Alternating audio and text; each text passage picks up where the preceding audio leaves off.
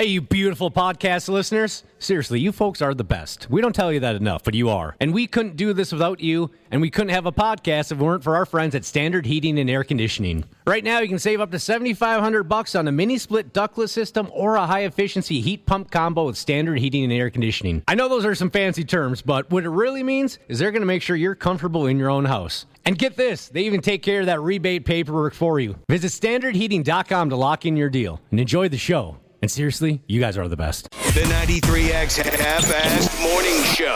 93. Hey, I just want to thank you guys one last time for being here. It's the best day ever. Don't even start with me, Franklin. Okay, you need to walk away from this ASAP. What? You need to get out, Frankie. Well, this is it, Frank. It's now or never. You need to get out of here while you're still single. I'm not single. She's 30 yards away from you. You're still single right now. Come on. This is the best thing that's ever happened to me. Once you give that 6 months, you don't think that's going to change? I got a wife, kids. Do I sound like a happy guy to you, Frankie? All right, let me be the first to say congratulations to you then. You get one vagina for the rest of your life. Real smart, Frank. Way to work it through. Ladies and gentlemen. Marriage. Marriage is what brings us together today. The weekend.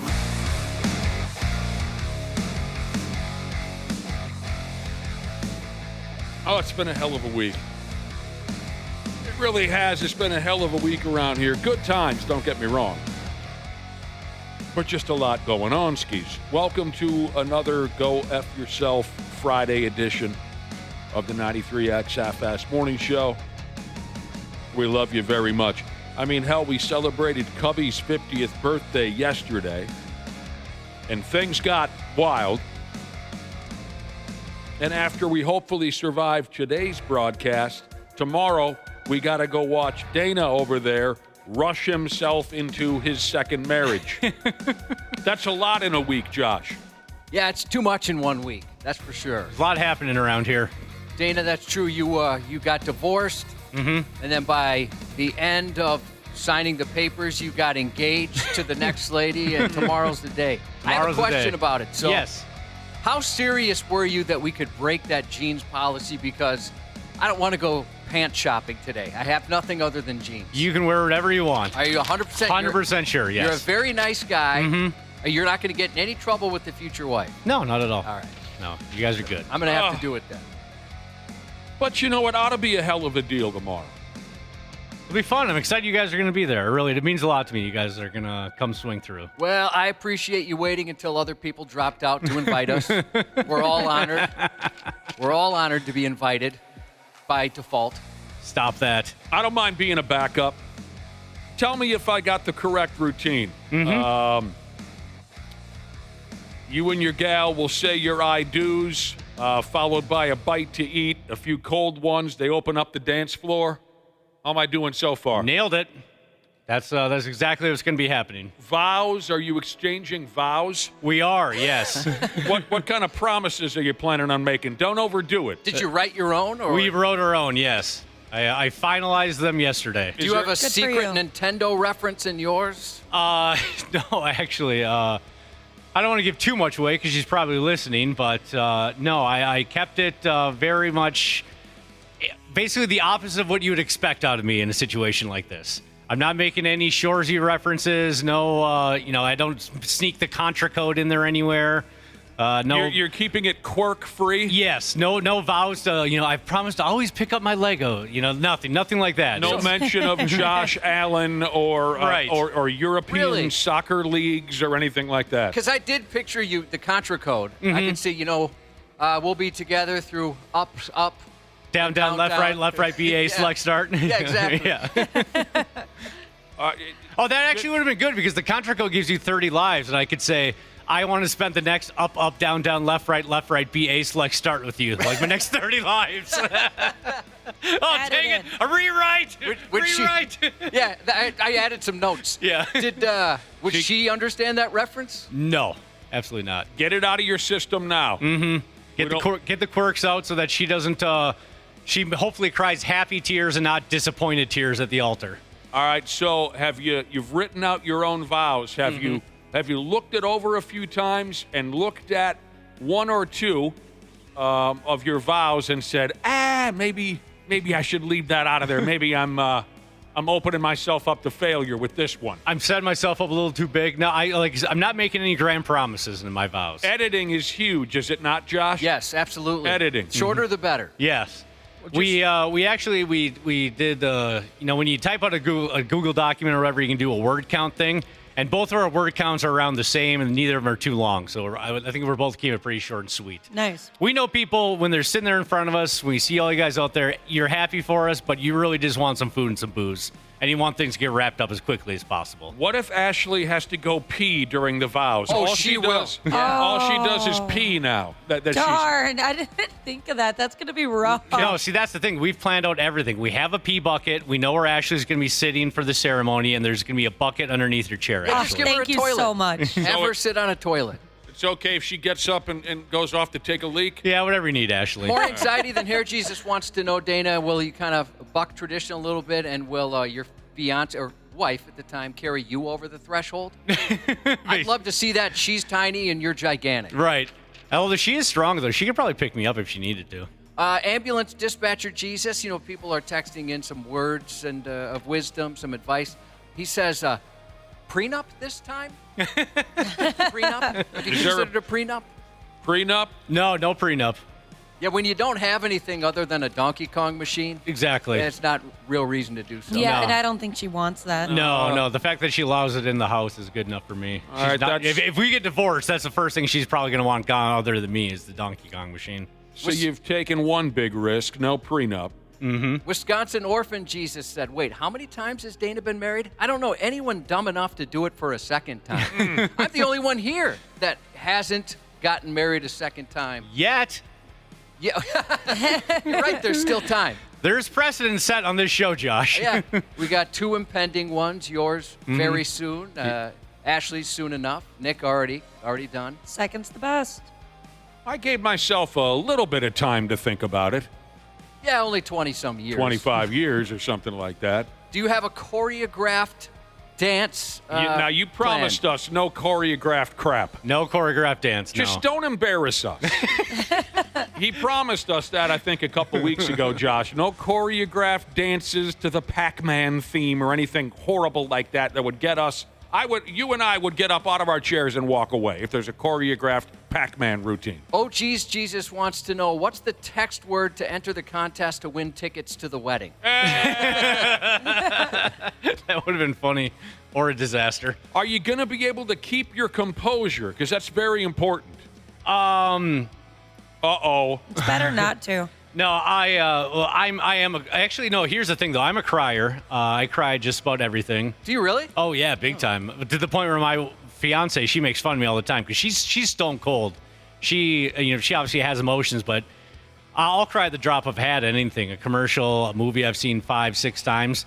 So I'm almost worried because she's brought this up. She goes, I swear to God, if I've seen you cry after every Fast and Furious movie. If you don't cry at her wedding, I'm going to be so upset. That's a goal of a future wife is that they want their fiance to cry when they're walking down the aisle. So it's almost like I have the yips now. Like, what if I'm not able to cry because I'm overthinking it so much? Oh, you'll cry. Obviously. It'll be a little bit of the anxiety and stress releasing, and then. So you're not going to be able to keep your composure. No. What did you just say, Ashley? Women want their husbands to cry at the ceremony? Yeah, 100%. Oh, Really? I've never heard one woman ask for that. Yeah, that's a very, very popular topic on social media. Oh, my God. It is? Yep. I'll have to ask my wife if she wanted that. She didn't say anything ahead of time. Yeah, like you want them to actually feel so many emotions about how much they love you. Same with if they're in the room when you give birth, you want them to cry. You as do. well. I was a robot at that age. Today, I'd be more likely to tear up, I think. I know that I'm going to be bawling like a baby at your wedding, Dana. I cry at weddings normally, I'll be damned. but with all my hormones everywhere, I know I'm going to be a mess. I've only seen the groom lose his composure once. And by damn did he. Oh, really? Like to the point you had to falling? stop and walk away for a second No, to regain? Is he somebody that you might predict would be that way, or were you surprised? I was not surprised. You weren't? But not because he was an overly emotional guy, just because we all knew that it was a scam. oh, And that's sucks. I should be clear when I say scam. We all knew that this wedding was quite quickly going to mean nothing. We all knew. Everyone, including the groom, knew. This probably won't last 5-6 months. And that's, I believe, what overtook him during the ceremony. And it was like a child. Oh, no. Like a child. Yeah, that's a little too far. No. Yeah, you don't want that. Oh, no, that's awkward. And guess who was standing about 4 feet away from him up at the front? This guy right here, and my brother. Anyway. Did you laugh a little bit? No. I'm proud of you. No. HVAC/R and stuff, Jesus said, if you can't cry, Dana, he wants me to be a good friend to you and just walk up and give you a little sack tap. Oh, that'd be great. In the middle of the wedding. Just to get things rolling a little bit. Do you have a tuxedo headband you'll be wearing? The brother and sisterhood wants to know. Don't do it. No headgear at all. No headbands, nothing. I think we asked you guys this already, or I can't remember if I asked your fiance. Do you guys have a outfit change? No outfit changes. I know. Sorry if I'm disappointing you this time around, Ashley. You know what? I'm proud of you. You're maturing, Dana. I really am. I know he's not. He's not maturing. This is all. But there's times where I can fake it, Josh. No. This is all your fiance, soon wife. This is all her, 100%. It's mostly me, yeah. And also, I just want to because she's giving me options to do things, but I just want to keep things just kind of just standard wedding. I don't need to be. I want to give her the best day possible. I don't feel the need to. I express my weirdness in so many other avenues that I don't need to do it on this day. Cement Finisher says, I didn't cry at both my weddings, but I know I will at my daughter's. Yeah, when my kids get married, I will for sure. Oh, you'll be a puddle, Josh. That is such a sweet tag. You got to keep it together, Josh. No, I will definitely. Keep it. I'll get choked up. I'm not an outside, I don't really get I get teary-eyed. So I don't get, like you were saying, your friend. Oh. Like, I'm not going to be emotional enough where people around me are going to notice. But I get choked up to the point where I can't talk. What do they call that? Verklempt? I get verklempt. Oh, you can feel it in your throat and it hurts. I know I won't be able to say anything. Oh, I hate that feeling. Do you have your hair plugs all trimmed and spiffy? A question from Turkey Butt McGee. Yeah, I got a haircut on Tuesday. Be ready to go, and look sharp. Did you get your nails done yet? Did not get my nails done. No. Do you do that? No, gosh, no. I rip my fingernails. My wife loves getting her nails done. Loves it. And she tells me there's tough dudes in there getting their nails done. Oh, and their feet too. Yeah, feet. Yeah, that's more what I meant. Oh, okay, yeah. Sorry, yeah, like the pedicures. Pedicures. Yeah. She's like, there's tough dudes in there getting that stuff done. I have some friends that started doing it with their daughters, like a little daddy-daughter, date type thing, Adorable. I know, and they swear by it. They're like, dude, I did it just because I was like, I wanted to bond with my daughter. And now, sometimes when I'm not with her, I'm like, oh, I should just pop in quick, shouldn't I? Oh, seriously? Yeah. Uh-huh. I have never gone to a salon for that. But my daughter would play Pretty Princess with me when she was What do they call someone who cleans up your feet for you? They're technical nail technician? Nail technician. Oh. No, there was a. It's not esthetician? Let's go with that. There is Necrophiliac? That's close. Let's just call him a foot washer. Yeah, there you go. There is no foot washer, probably in town, that makes enough money for me to haul these dogs out and ask them to clean them up. I understand the attraction, but my feet are such a disaster. I would never put anyone through that. In cartoons where they show bags full of money with a dollar sign on them, like a big sack. You need to walk in with a couple of those before you even started the conversation. Horrible. Well, here's the deal. Tomorrow, Dana gets married. Most folks these days have a practice marriage. You had a practice marriage. You do some things wrong, and then by the time the next one comes along, at least hopefully you know what not to do. Are you and your fiancé drinkers? Yeah. Both of you? Mm-hmm. Drinkers, meaning you get drunk regularly, semi-regularly? On the weekends, for sure, occasionally, yeah. You know, because I'm not trying to take anything away from the beautiful love story that Josh and his wife have put together over the last, how long you guys been? 5, 6 years now you've been together? It's closer to a little over 20. Maybe 21. I'm not trying to take anything away from the love story that Josh and his wife have put together. But I think a big factor in why the two of you have stayed together so long is because neither of you drink. You think so? Really? Oh, yeah. No Definitely. drinking. No drinking, no problems. Meaning like if we drank, maybe some feelings come out or some words Well, are I mean, said? it's real. Yeah, well, exactly. It's real simple. I mean, when you drink, you make stupid mistakes. Yeah, you say things you regret. You do something you can't come back from. You say something you can't come back from. That's just the truth. Drinking leads to problems in marriages. I'd never heard Yeah, that before. I'd agree with that.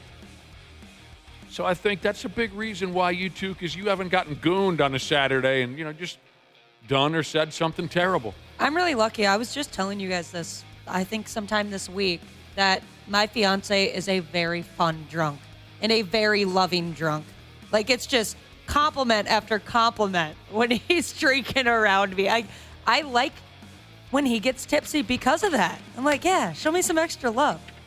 Let's go, bud. See, that's more how I am. But maybe my wife is a mean drunk. I've never seen You her don't drunk. know. She was only drunk once, and it was on accident. She was eating fruit out of a wapatui, right? Is that what that is? Oh, yeah, that stuff is so good. Where just like a bunch of hard alcohol, and then you throw fruit in there in a big bowl. That's my understanding. And she didn't think enough that there might be alcohol absorbed into this fruit. And so she's eating fruit out of there, and she got hammered. She was in high school. So she's only been drunk Just one once time. in her entire life. And she was only high once, but that was when the doctors gave her Vicodin or whatever they did for pain pills. And when My she gosh. was drunk that one time, you didn't know her yet. No, she was in high school. All that wow. clean living, man. So it's like one of those scenes out of the movie where somebody unknowingly gets drunk or high or something, or they don't realize what was happening. All of a sudden, they're like, whoa! Well, if you want to keep your kids sober, just have a lot of bad examples in your family. I mean, just some horrible examples. Oh, Both you of can us had fight that. through that. Yeah, I don't know. That Her didn't dad stop me. died of drugs and alcohol at 45 years old. I had 2 uncles overdose. One of them died from it. Lots of D-dubs, in and out of prison. So I know myself. I know I have an addictive personality.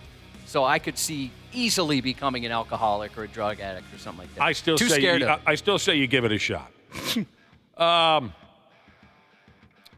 wife gave me a dirty belt yesterday for my birthday. That kind of spices up the marriage. Right? Oh, cute. Where it's engraved? Yeah. Yeah, nice. What did it say? I had never seen something like that before. So, and it's a dress belt, so I'm probably going to wear it to your wedding. Hell yeah, you are. A dirty belt? Yeah, so it has a dirty saying underneath it, right? So on the backside, which goes right above your penis. It says, I love you with all of my boobs. I'd say my heart, but my boobs are bigger. Think of me when you take off your pants. Love, wifey. That's awesome. I love that. I've thought of getting that belt a couple times, except the one that I've always thought of getting just says, I hope you think of me every time you take your pants off. Yeah, I never knew that was a thing. No, that's because she got me a belt, and I thought, well, that's kind of an odd gift. Not that I wasn't appreciative, but I didn't understand what the motive was there, and that's what it was. That's cool. That falls in line with things like a candle that says, light me when you want a BJ, stuff like that. Those are so cute. I didn't know that was a thing. Yeah. My fiance's mother didn't know that candle was a thing either until she found it in one of her son's bathrooms. Oh, man. This is the first I'm hearing of filthy belts and filthy candles. Yeah, the only other gift I can say that I've received similar to that was just a plain white coffee mug from one of my best friends, and I thought, wow, I wonder why he got me this. And then the first time I used it, everyone's laughing, and I realized at the bottom it said douchebag. So anytime you tipped it up, people were seeing douchebag. That's a cute trick. Hopefully everything goes well tomorrow. Here are the most likely things to go wrong at your wedding. Is there anything that you predict? Is there anything you're worried about? No. Is there a particular relative or something? No, I think things will go very smooth tomorrow. Because she has a lot of relatives. She has a huge family. Yes, the majority of the people that you'll see tomorrow are related to her in one way or another. Are you guys worried about the weather at all? Yeah, the weather's going to suck. Oh, but is it? I never look ahead. Yeah, no. We didn't really look ahead because you look at the long-range forecast, it's always going to change. And when we first looked at it like a week ago, people were like, it'll be fine, it'll change, it'll get better. No, it just got worse. It's going to be like a high of 40 with some rain and snow mixed in. It's not an outdoor wedding. No, exactly. No. Yeah, but I knew a couple, and they had a storm on their wedding day, and then it knocked the power out. It's like Ray Yane on your wedding day. Yeah, I'm not worried because it's all inside. I just worry about people who are traveling in, making it a hassle on them to get there. Well, I can tell you from experience, we got married on the coldest day of the year. That's right. And it was crazy, crazy cold. So much so that one of my grandmas couldn't make it. She didn't want to go out. It was Too cold for Grandma. Too cold for Grandma. All right, here are the most likely things to go wrong at your wedding. Someone in the wedding party is late. Oh, my God. That is annoying. Oh, my God. Was it? Is it? Yeah, I guess that might bother me. We didn't have a wedding party. I had my brother, and that's it. I guess my first wedding, we did have one groomsman who everybody went out the night before. He disappeared until about 20 minutes until we needed to be where we needed to be. We hadn't heard from him all day, and all of a sudden he just showed up in a suit. Hey, boys, we ready to go? At least he showed up. Yeah. Was he sniffling a lot? He no. just did a rail somewhere? He just stayed up all night and slept through all the, we went out to brunch or something in the morning, but he didn't need to be a part of that. But we were kind of worried for a second. All of a sudden he just shows up, just bright and smiley. Hey, guys.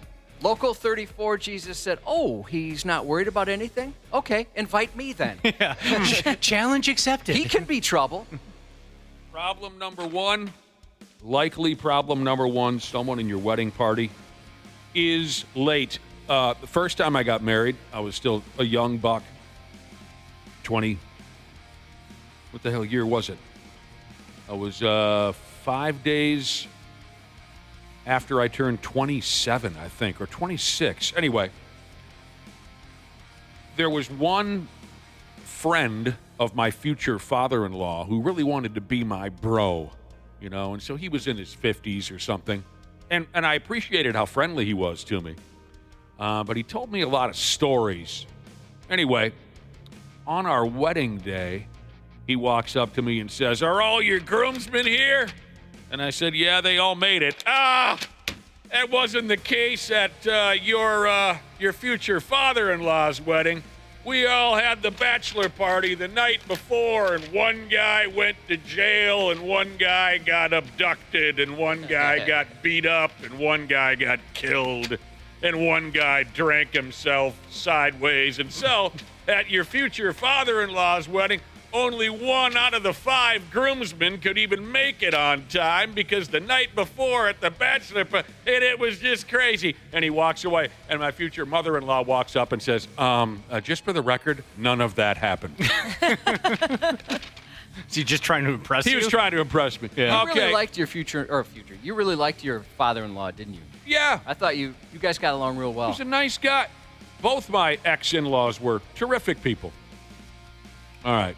What else could go wrong? Something is missing. When the time comes, when the big moment arrives, something is missing, like your wedding rings. Or it says here something called a boutonniere. A boutonniere. Boutonniere? Sometimes when you see them to read them, it's tough. What the hell is a boutonniere? I remember wondering, I keep reading this word epitome.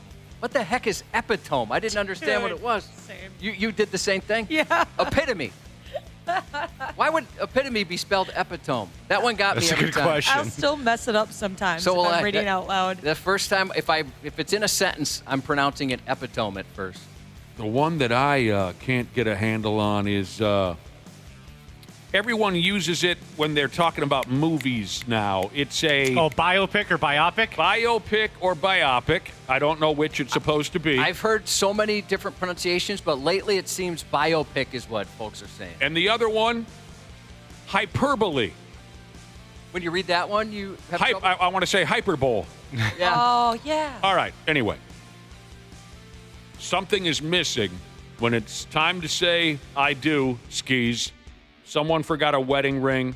Or did we ever clear up what a boutonniere is? A boutonniere is like the little flower that goes on your suit coat. Oh, nobody cares about that. Can you imagine if you were that bothered? Yeah. Yeah. You start kicking chairs over while you're up there. As if anybody would notice. Mm-hmm. You know what else could go wrong? You could run out of booze. I've been at 2 weddings. Well, I should be more specific. I went to one wedding where we were not told that it was dry. Oh, you gotta warn. You gotta give somebody a heads up on that. Why was that? Was it a religious person? Well, they are a religious couple. I don't know. This is 25 years ago. I don't know why no one was informed, but when a certain portion of that crowd found out it was a dry wedding, there was outrage. Outrage. Some of it was a little much, actually. Oh. I mean, where one of my buddy's dads, God rest his soul, when he found out it was dry, he does this in front of the whole crowd. What? Are you kidding me? Oh, come on. Come on. You got to tell somebody. And he goes out to his car. He had a bottle of booze out in his car. You know what? Good for him. At least he had a bottle. So that doesn't count. That's not running out of booze. That's just not telling everyone the full truth as to. I don't know if I've ever heard of that. At my brother's wedding, some dumb bastard left the tap open. I mean, I know who it was. I'm not going to light him up right here. Left the tap open on the beer keg. You know, when you're making the speeches, everyone's supposed to sit still and not get up and take a piss and go get a beer, right? You're supposed to. Everyone sit down, speak. Well, one of our buddies snuck over at my brother's wedding and filled his beer, and he left it running. Oh, no. So by the time the speeches were over, we didn't have a drop of beer. No, that's terrible. But the greatest stroke of luck, my brother's brother-in-law had just returned from a 2-month fishing trip to Alaska or something, and he came fresh from Alaska to the wedding, and he had these massive casket-sized coolers full of beer left over from the trip. Biggest stroke of luck I've ever seen. So he hauled that. It took like 4 of us to haul these. Boom! We put them down in the middle of the ballroom, and we had canned beer. Nice. What a lifesaver. Mm-hmm. But that guy got laid that night. Was your buddy just hammered or? Yes, he was already drunk. So it wasn't like he's just that forgetful. He was already drunk. He left the friggin' tap open, and the tap was connected to like 6, 7 kegs and just drained all over the floor. We're walking around in 2 inches of beer. It was... All right. Speaking of drinking, obviously, one of the likely problems at your wedding is that someone will get too drunk, as they say it here, for their own good. Well, there's always going to be someone who gets too drunk for their own good. Mm-hmm. As long as it doesn't cause a problem. I've watched that play out many times, and it can be an absolute riot. It can be. The weather is mentioned here. A baby starts crying during the... Are you doing no babies? No kids. No babies. All right, we don't have to worry about that. Nope. An unexpected guest shows up. Anyone come to mind? No, thankfully not. I can think of one, and I've never even met her. Oh, that's right. I did get a weird text from my ex-wife that I showed Josh on, I think it was Monday or Tuesday. She texted me and said, "You're getting married this week, right?" And I said, "Yep, on Saturday." She goes, "I hope it goes well."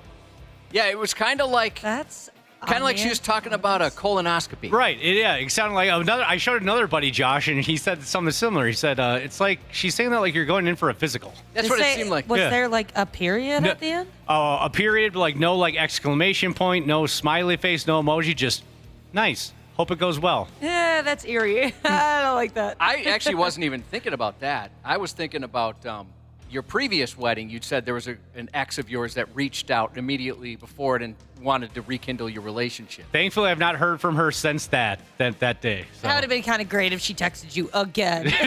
I'm just going to try this one more time. I only like you when you're committed to somebody else. When people were rolling through the things that likely will go wrong at your wedding, the speeches are long and awful and stupid, and the people giving the speeches think they're funny, but they're not. Oh, I've seen a few of those. Me too, and it's miserable. Or miserable. Just all inside jokes. Oh, that's the worst. And they don't introduce themselves. Nobody knows who this person is, their relationship. The jokes are usually stupid. That's terrible. I was at one wedding where the bride's sister got on the mic, and it was so awful, and it was so long. One of my pals couldn't hold it. From the back of the room, he hollers this: "Jesus Christ, I can't believe it." I love that. Will there be speeches magic. at yours? Just 2 speeches, and they'll be quick and short and sweet. Because I agree with you. Nobody needs those long, drawn-out inside joke speeches. Let's have everybody in the wedding party talk. We're just kind of keeping it to the best man and the maid of honor.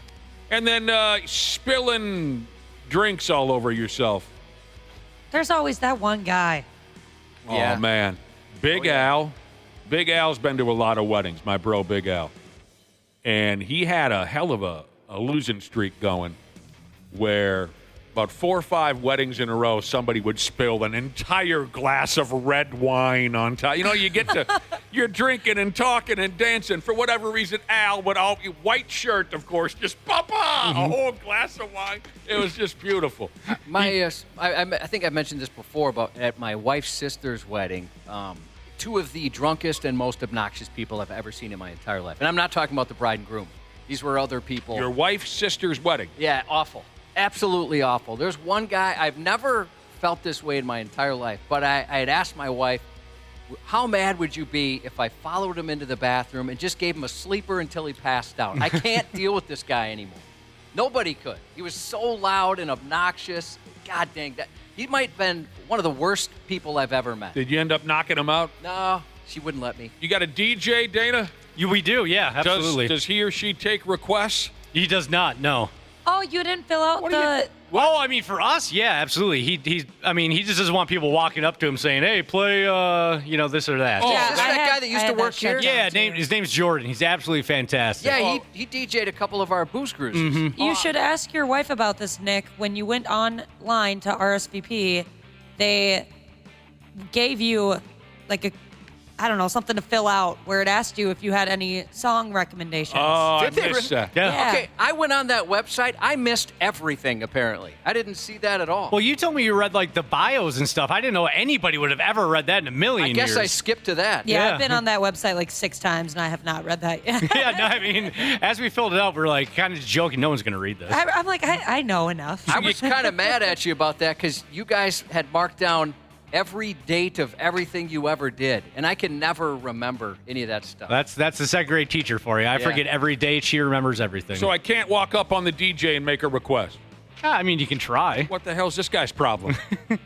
His goal is to just tailor-made the music to whatever the couple wants, the kind of party they want, the type of vibe they're looking for. Oh my gosh. Recovering engineer Jesus said of his wedding, pastor had a heart attack the night before. No! Tornado warning during, and one of the groomsmen got, quote, massively kicked in the balls. Oh, what is that? Literally mean? kicked in the balls? A few people have said tornadoes came through right when they were getting married. Folks had to go down to the basement of the hotel. They say rain is a good sign. What does tornado mean on your wedding day? Yeah, good question. Oh, I told you about the wedding I went to. I didn't know the couple very well at all.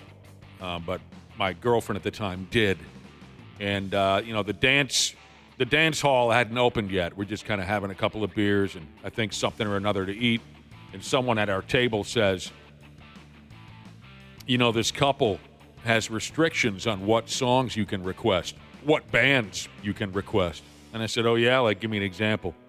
And someone at the table told me they've told the DJ absolutely, positively, in no way, shape, or form should you play Journey. Yeah, that was on my no playlist, too, when I got married. What are you, a terrorist or something? It's one of the greatest bands of all time. That's what I said at the table. I said, what are these people, terrorists? It was like any classic. I've heard that song so many times. But what over song? and over and again. Which one? Jeez. Don't Stop Believing. Yeah, that's why. I didn't want that song at all. Well, I mean, fine, but they've got 79 other top 5 hits. Anyway, in this particular moment, I was so pissed. I got dressed up to come to this friggin' couple's wedding. I don't even know them. And I can't go up to the DJ booth and request one of the greatest rock and roll bands of all time? F you. But I bet somebody played Blister in the Sun. Oh, you know what they were into? What's that? No Journey, right? Right. No Journey, but they were into all the new hot country stuff. I got my mason jar and all that crap. Yeah, we got to listen to that, but no Journey. The better Ross Jesus, along those same lines, said at his niece's wedding, they had a list of songs not to play, and if someone asked for it, it would cost $100. Oh, that's smart. You're going to hear Journey at Dana's wedding. I got $100. Josh owes me $100. What? I don't owe you nothing. I think you owe me probably $500. It's going to be a big day tomorrow. We'll be right back. The 93X Half-Ass Morning Show. Hey, you beautiful podcast listeners. Seriously, you folks are the best. We don't tell you that enough, but you are. And we couldn't do this without you, and we couldn't have a podcast if it weren't for our friends at Standard Heating and Air Conditioning. Right now, you can save up to $7,500 on a mini-split ductless system or a high-efficiency heat pump combo with Standard Heating and Air Conditioning. I know those are some fancy terms, but what it really means is they're going to make sure you're comfortable in your own house. And get this, they even take care of that rebate paperwork for you. Visit standardheating.com to lock in your deal and enjoy the show. And seriously, you guys are the best. This episode is brought to you by Progressive Insurance. Fiscally responsible, financial geniuses, monetary magicians. These are things people say about drivers who switch their car insurance to Progressive and save hundreds. Because Progressive offers discounts for paying in full, owning a home, and more.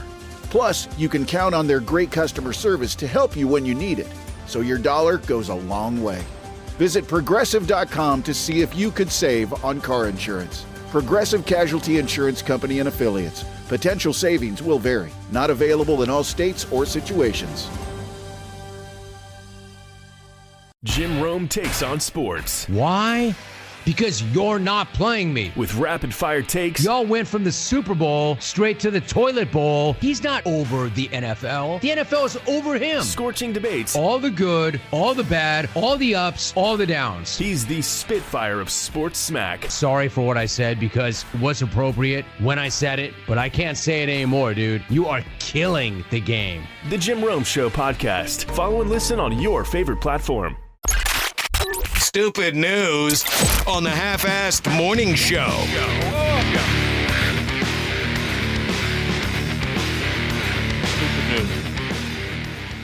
Stupid news on the Half-Assed Morning Show, I heard him say. All right. For starters here, Josh, we got another one, plain and simple. A terrible, disgusting, awful human being. At least the following allegations say so. I have to make clear. They're just allegations. But, I mean, once I read about this character, I can't imagine anyone just simply making these types of things up out of nowhere. We'll see. You guys tell me. So, this alleged, awful, disgusting human being, somehow he made his way all the way up the ladder to become a police chief. To be specific, a police chief in New Jersey. If you think that makes a difference, and it might. Multiple officers have come forward to make complaints about the chief, a feller by the name of Robert Farley. So here's what these cops say. They say that Farley engaged in a series of disturbing behaviors around the office. Things like pulling down his pants and his underwears, to push turds into office trash cans in front of the entire police force. Picture that in this building. We're walking around doing whatever we do after the show's over, and someone insists on making a turd into a trash can sitting right outside the room here. Now, we do work on the U of M campus, but we don't work in a fraternity. So It would be quite surprising if someone decided to do that, although people have pulled poop pranks in this building before. Adults. Poop pranks? Poop pranks. Like, I don't remember any poop. Pooping on the floor, the dog poop incident we've talked about where our old boss bagged up some dog poop and put it in a cubby. Somebody pooped on the floor? Yeah. Well, there's one guy that pulled the most poop pranks. What? A grown man took a deuce on the floor in this building while I've been, like, in the last... When the hell did this happen? Oh, gosh. Probably maybe 2010 to 2012-ish is when he worked here. He did it on purpose. He did it on purpose. Jail. And he would send photos. Do you remember this guy? No, I have no memory of this at all. A grown man pooped on the floor. And a couple times. I don't recall this at all. Yeah, and he would send photos of what he made quite often. After he took the photo, did he clean it up? Oh, I don't know. Somebody found it, so I'm guessing he didn't go back in. I was just told somebody pooped on the floor, and then later he sent a picture, said, surprise, guess who? How in God's name did I never hear these stories? All right, this is just the beginning. Josh is sending me this person's name. I remember the guy. I have no memory of these stories at all. Yeah, he kind of got a reputation for it. I don't think he sent you the photos. Maybe that's why. I was kind of jealous of his regularity. I mean, it was, for a while, almost daily, and I thought, my God, your digestive system, I wish I had it. Did you shame him? I was young enough where I thought it was pretty funny. But the poop on the floor I did not find funny. You should never poop on the floor. No, you shouldn't do that. And you should never be the poop photo guy. I love gross out humor almost more than anybody, but I don't need pictures of your poop. No, I'm with you on that now. Well, even then I didn't like it, but I did think it was kind of funny. I was poop bombed quite often. Poop bombed. So this is the chief of police. Right in front of the whole police force, he would drop a coiler into a trash can. And apparently this happened on multiple occasions, and he would also refuse to clean it up. He would expose himself to people. He would spike the office coffee pot with Viagra and Adderall. That's a hell of a combo. Yeah, that doesn't sound pleasant. We've had spiked bait lunches here. Old general manager spiked a lunch once with X-Lax. Right, I remember that. And this guy would, this is how they put it, smear his bodily fluids, God help us, on his coworkers' belongings. One cop even says that this Farley guy chased him around the office and then stabbed him in the pecker with a hypodermic needle. Yo, what?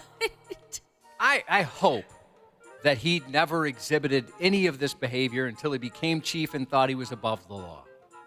Because how do you promote a guy like that if that's always been his thing? Yeah, maybe he got a little bit of that power and went right to his head and think, hey, now I can start pooping in garbage cans. If there's any silver lining, yeah, that's it.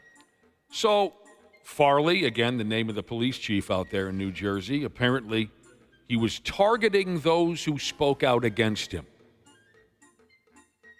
One officer by the name of Alex Guzman claims that the chief mailed sex toys and gay pride flags to his home. So the chief is one of those you're gay type of dudes, like we're all still in high school. You know you're dealing with a really stupid person when all they can come up with is you're gay. That's an embarrassing lack of creativity.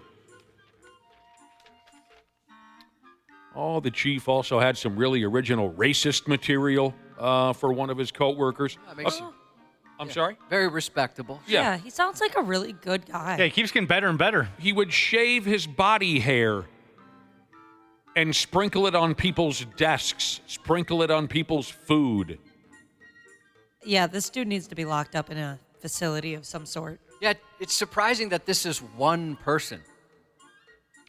Versus other people trying to gross each other out. Right. And escalating it here. There's only one bit here that I approve of from this Farley cop. He would set off firecrackers under people's office chairs while they sat in them. Now, that sounds like fun. Yeah, that's pretty good. I'd see the humor in that. But also, he'd clog toilets on purpose. This guy never developed beyond 7th grade. I don't even understand this one here. He would put hot sauce in the microwave. This is how they put it in the story. He would put hot sauce in the microwave to create an office-wide chemical attack that required a fire department response. What in the hell are we talking about here? I suppose it evaporates and the fumes get you? I don't know.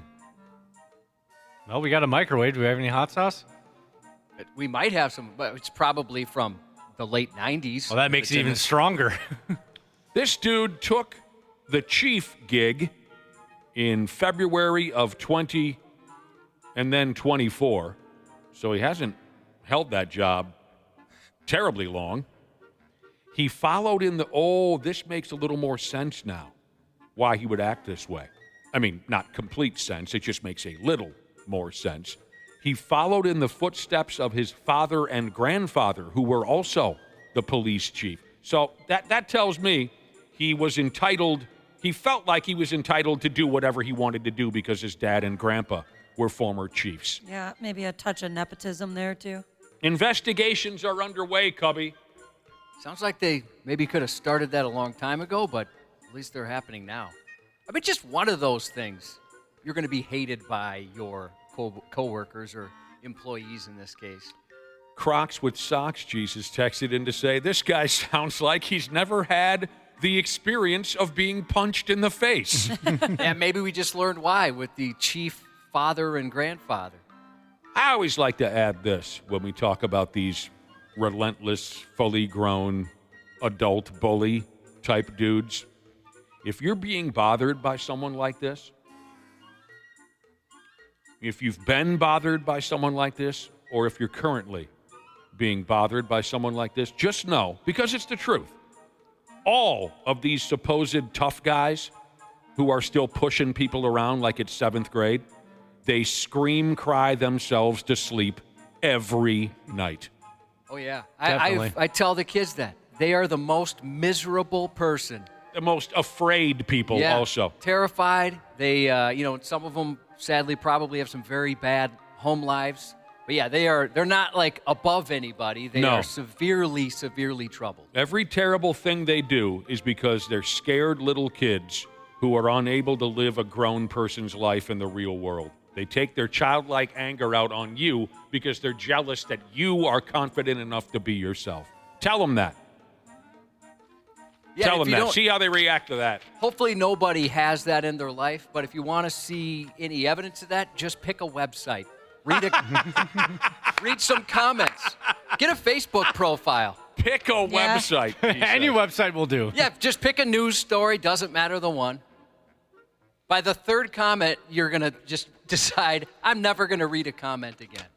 Okay, I've thought about it for a little bit.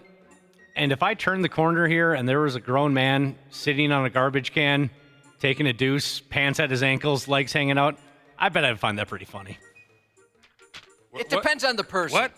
Today, you walk around the corner, there's a grown man at work, taking in a trash basket in front of everyone. You would find that funny. It would startle me so much that I couldn't help but laugh, I think. That's the last thing that I would find funny. I would push him over. Stinky Brewer Jesus said, I must be a piece of crap because I think these pranks are hilarious. Not appropriate for a chief of police, maybe, but I've been laughing to all these things. Got to admit, it's clever. Clever? Now, the Viagra and Adderall could really ruin somebody's day, week. You don't drug people. No, that was too far. I don't know. Maybe I'm out of my mind, but the last word I would use is clever. Maybe if you were like 8 years old. And there's no way, if I walk out of this room today and there's someone taking in a trash can that I'm going to laugh. I'm likely going to kick them in the face. I would love to see that. There was a time in my life where I would have laughed. Yeah, I think I'm past that. Well, when I was a 6th grader, yeah. I'm a mature 50-year-old at this point. Yes, you are. Earlier this week, hilarious. But as of yesterday, I don't see the humor in that. And shame on you, sir, for even trying to do something like that. There's a lot of silliness that I still enjoy, that at my age, I should not. But taking a deuce in a trash can in front of the entire, no, that is not funny. Someone's getting a pop-up power bomb after they wipe. That's your maturity speaking there, too, that you would wait for them to wipe to give them the pop-up power bomb. Because you don't want to get any of it on you. Yeah, wipe, but wash your hands. But then you got to twice. So the all-knowing brother and sisterhood says the hot sauce would act like pepper spray once it evaporates. Oh, wow. Is that a factor? All right. I didn't know that. Procrastinator Jesus said he agrees with the theory. He always remembers the saying, the two worst kids in town were the preacher's kids and the sheriff's kids. You hear that, right? Yes, kids of cops. I have. Kids of preachers. We had a kid whose mom was the principal at our school, and that kid thought he could get away with anything, and he pretty much did. Oh, really? Oh, yeah. That's too bad that you said the mom? Yep. Too bad that she didn't kind of lay into him a little bit. She would just kind of go with the old boys will be boys routine. Stinky Brewer Jesus is back. He said the Viagra with the coffee, it made me think of just a bunch of cops trying to handle the law while being erect. They'd be hyper-focused, but very hard. I have a lot of respect for first responders, the military, all that. So much respect. But I got to say, if I was being arrested by a guy that had an erection, I might lose a little respect. Yeah. Dude, do something about that boner. Yeah. What if he handcuffed me to it? Is that even possible? You're not going anywhere, son. All right, here's another derelict who lacked creativity, if you ask me. It likely wouldn't have helped him to be more creative in the long run, but I'm a fan of creativity. I'm a fan of people who don't always go for the easy joke or the easy. You'll see what I mean. In a place called Capitola, California, the cops finally caught up to a derelict who was using the name of a popular movie character to try and avoid arrest. He was arrested for fraudulent use of stolen bank cards. That's a dick thing to do, using other people's bank cards. When dude was caught up with, when the cops caught him and asked him what his name was, the dummy said Tony Montana. I love Scarface. I do. Stupid ass was also wearing a Scarface t-shirt while he was being arrested.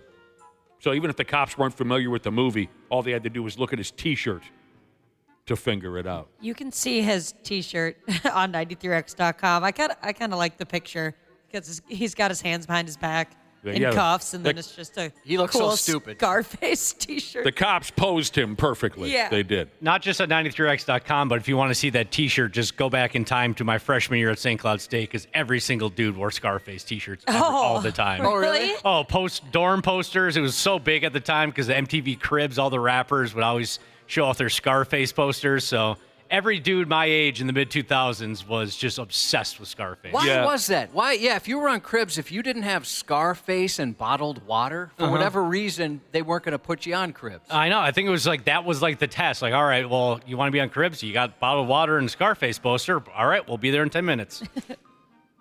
It is weird. That's what they had to have. Yeah, it for whatever reason, there was a big resurgence in popularity for that movie in the early to mid-2000s. You'd think a guy on the run, like this character here, would maybe set aside 5 or 10 minutes to come up with a more original alter ego than that. But not everybody has that. Yeah, deeper reference. Yeah. Maybe even to Scarface, but a deeper reference. Yeah, sure. I mean, you want to do a Scarface character? Manny. Manny. Or Alejandro Sosa. You don't have to be the main character. Everybody's going to recognize the main character. When we were kids, I got to give a friend of mine credit. When we were kids, 15 or 16, we were shooting pool at a resort bar way up north. And we got in kind of a scrap with some older dudes. And at one point, I think because one of the older dudes was going to call the cops on us or something for underage drinking or something, one of the older dudes asked my buddy, hey kid, what's your name? And my buddy, who of course wanted to remain anonymous, said, Kent Dorfman. And even I had to think about it. Kent Dorfman. And then it dawned on me, Kent Dorfman was the chubby dude from the movie Animal House. Otherwise, Flounder. Yeah, Flounder. Flounder. Oh, my God. I was so impressed that my buddy had come up with that alter ego of Kent Dorfman so quickly, thinking on his feet like that. The older guy didn't recognize the name as a joke. It was brilliant. I wouldn't get it right away. You met this friend of mine last fall at Turtle Lake Casino, Lanahan. You remember meeting Lanahan? Yeah. No way. He was the one who claimed to be Kent Dorfman all those years ago, and it worked. I hope he shows up. If we do that again this year, which I hope we do, I hope he shows up. I'd love to talk to him about that. Oh, God. Elementary school custodian Jesus. He reminds us of something we left out. It's actually a trifecta of things you have to have if you're on Cribs. Bottled water. You got to have a ton of bottled water. You got to have Scarface. The bottles of Cristal. Oh, yes. And Pet Cemetery Jesus. Thank you. You answered a question before I had a chance to even ask it. I was going to ask you guys, had you heard the same thing, that some of those houses on Cribs were fake? Yep. Like you have a band. Sometimes you'd see somebody go, how the heck, that person's barely a celebrity. How do they have a house like that? She said it's staged. Like it's, I remember like with some bands, newer bands, they said that they were rented by the record company to make them look a little more bougie. Cars would be rented. You know, they show a bunch of cars on the driveway, all rented. Okay, so that was something that Yeah, so that's 100% true. I had heard the rumor. Because it just turned into one big demeasuring contest. I never saw it. Oh, really? You never watched one? No. I thought it was fun. That's where I actually first thought, oh, my God, the guy from Deuce Bigelow. Nelly. Rob Schneider? Rob Schneider. Oh. That's the first time I realized this guy was really funny, is when he opened the door to his mansion, when Cribs showed up, he said, "Welcome to the home Adam Sandler built." That's pretty funny. That was spot on. There's also one lead singer who did a funny bit. I can't remember what band it was, but a lot of people, when they bring in the master bedroom, there's a line a lot of them would say, "This is where the magic happens." And it was very cheesy, like, "This is where I have sex. This is where the magic happens." And one lead singer to a band, I remember, he goes, "Yeah, come on in here. This is where the magic happens." And then he pulls out a deck of cards and does an actual magic trick. I thought that was kind of clever. Cute. I hear you. Didn't Neil Patrick Harris do something like that, too? I thought he did a joke like that. Maybe it was Neil Patrick Harris. Then, Maybe that's who it was. Might have been that, yeah. I can't remember who it was. Might have been the lead singer. But that does sound like Neil Patrick Harris' style of humor. Oh, absolutely. My favorite reference to a bed, and I've been stealing it ever since I first heard it 20 years ago. A buddy of mine, I don't know what the hell we were doing and walking around his bedroom, but he pointed at his bed and he said, "Yeah, there's the workbench." There's a guy, a buddy of mine, who his apartment was so small and his bedroom was so tiny, he had a king-size bed in there that looked ridiculous. There's no room to walk.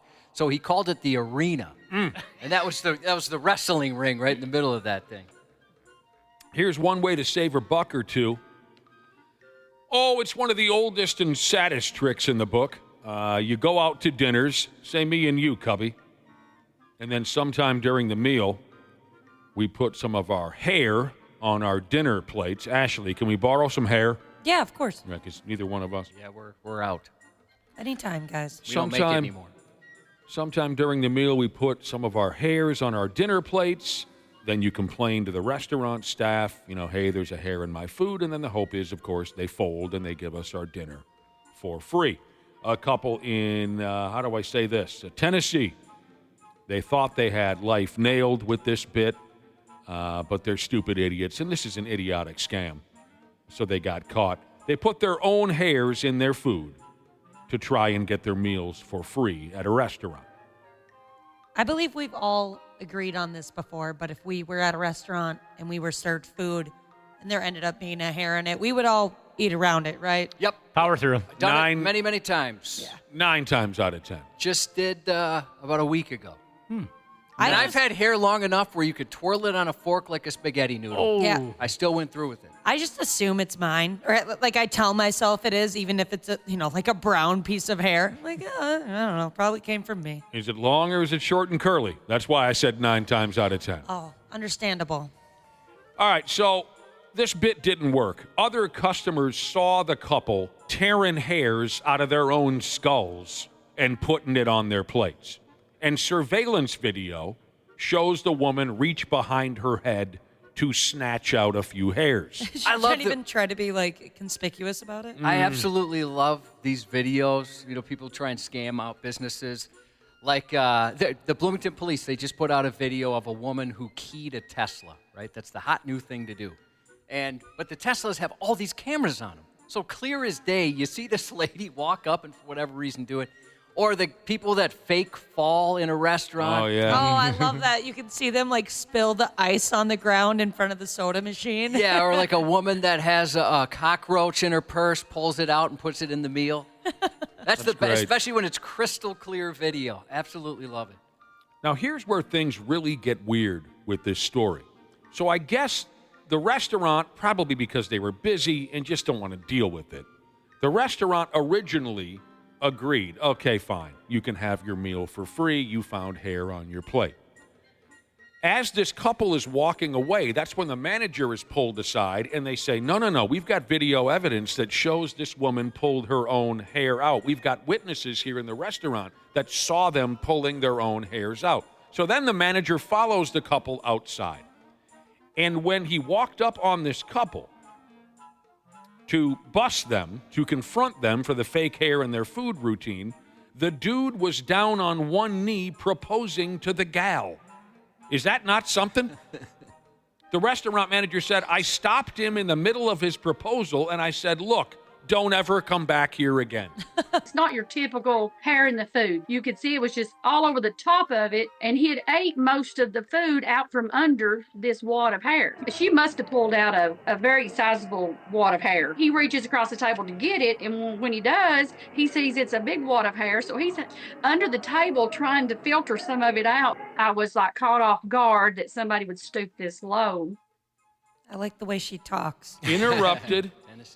Interrupted their proposal. And, I mean... That's how you want to start your life together? Every woman's dream, right, Ashley? First, we go out and try and pull a 4th grade level scam at dinner, and then we get engaged.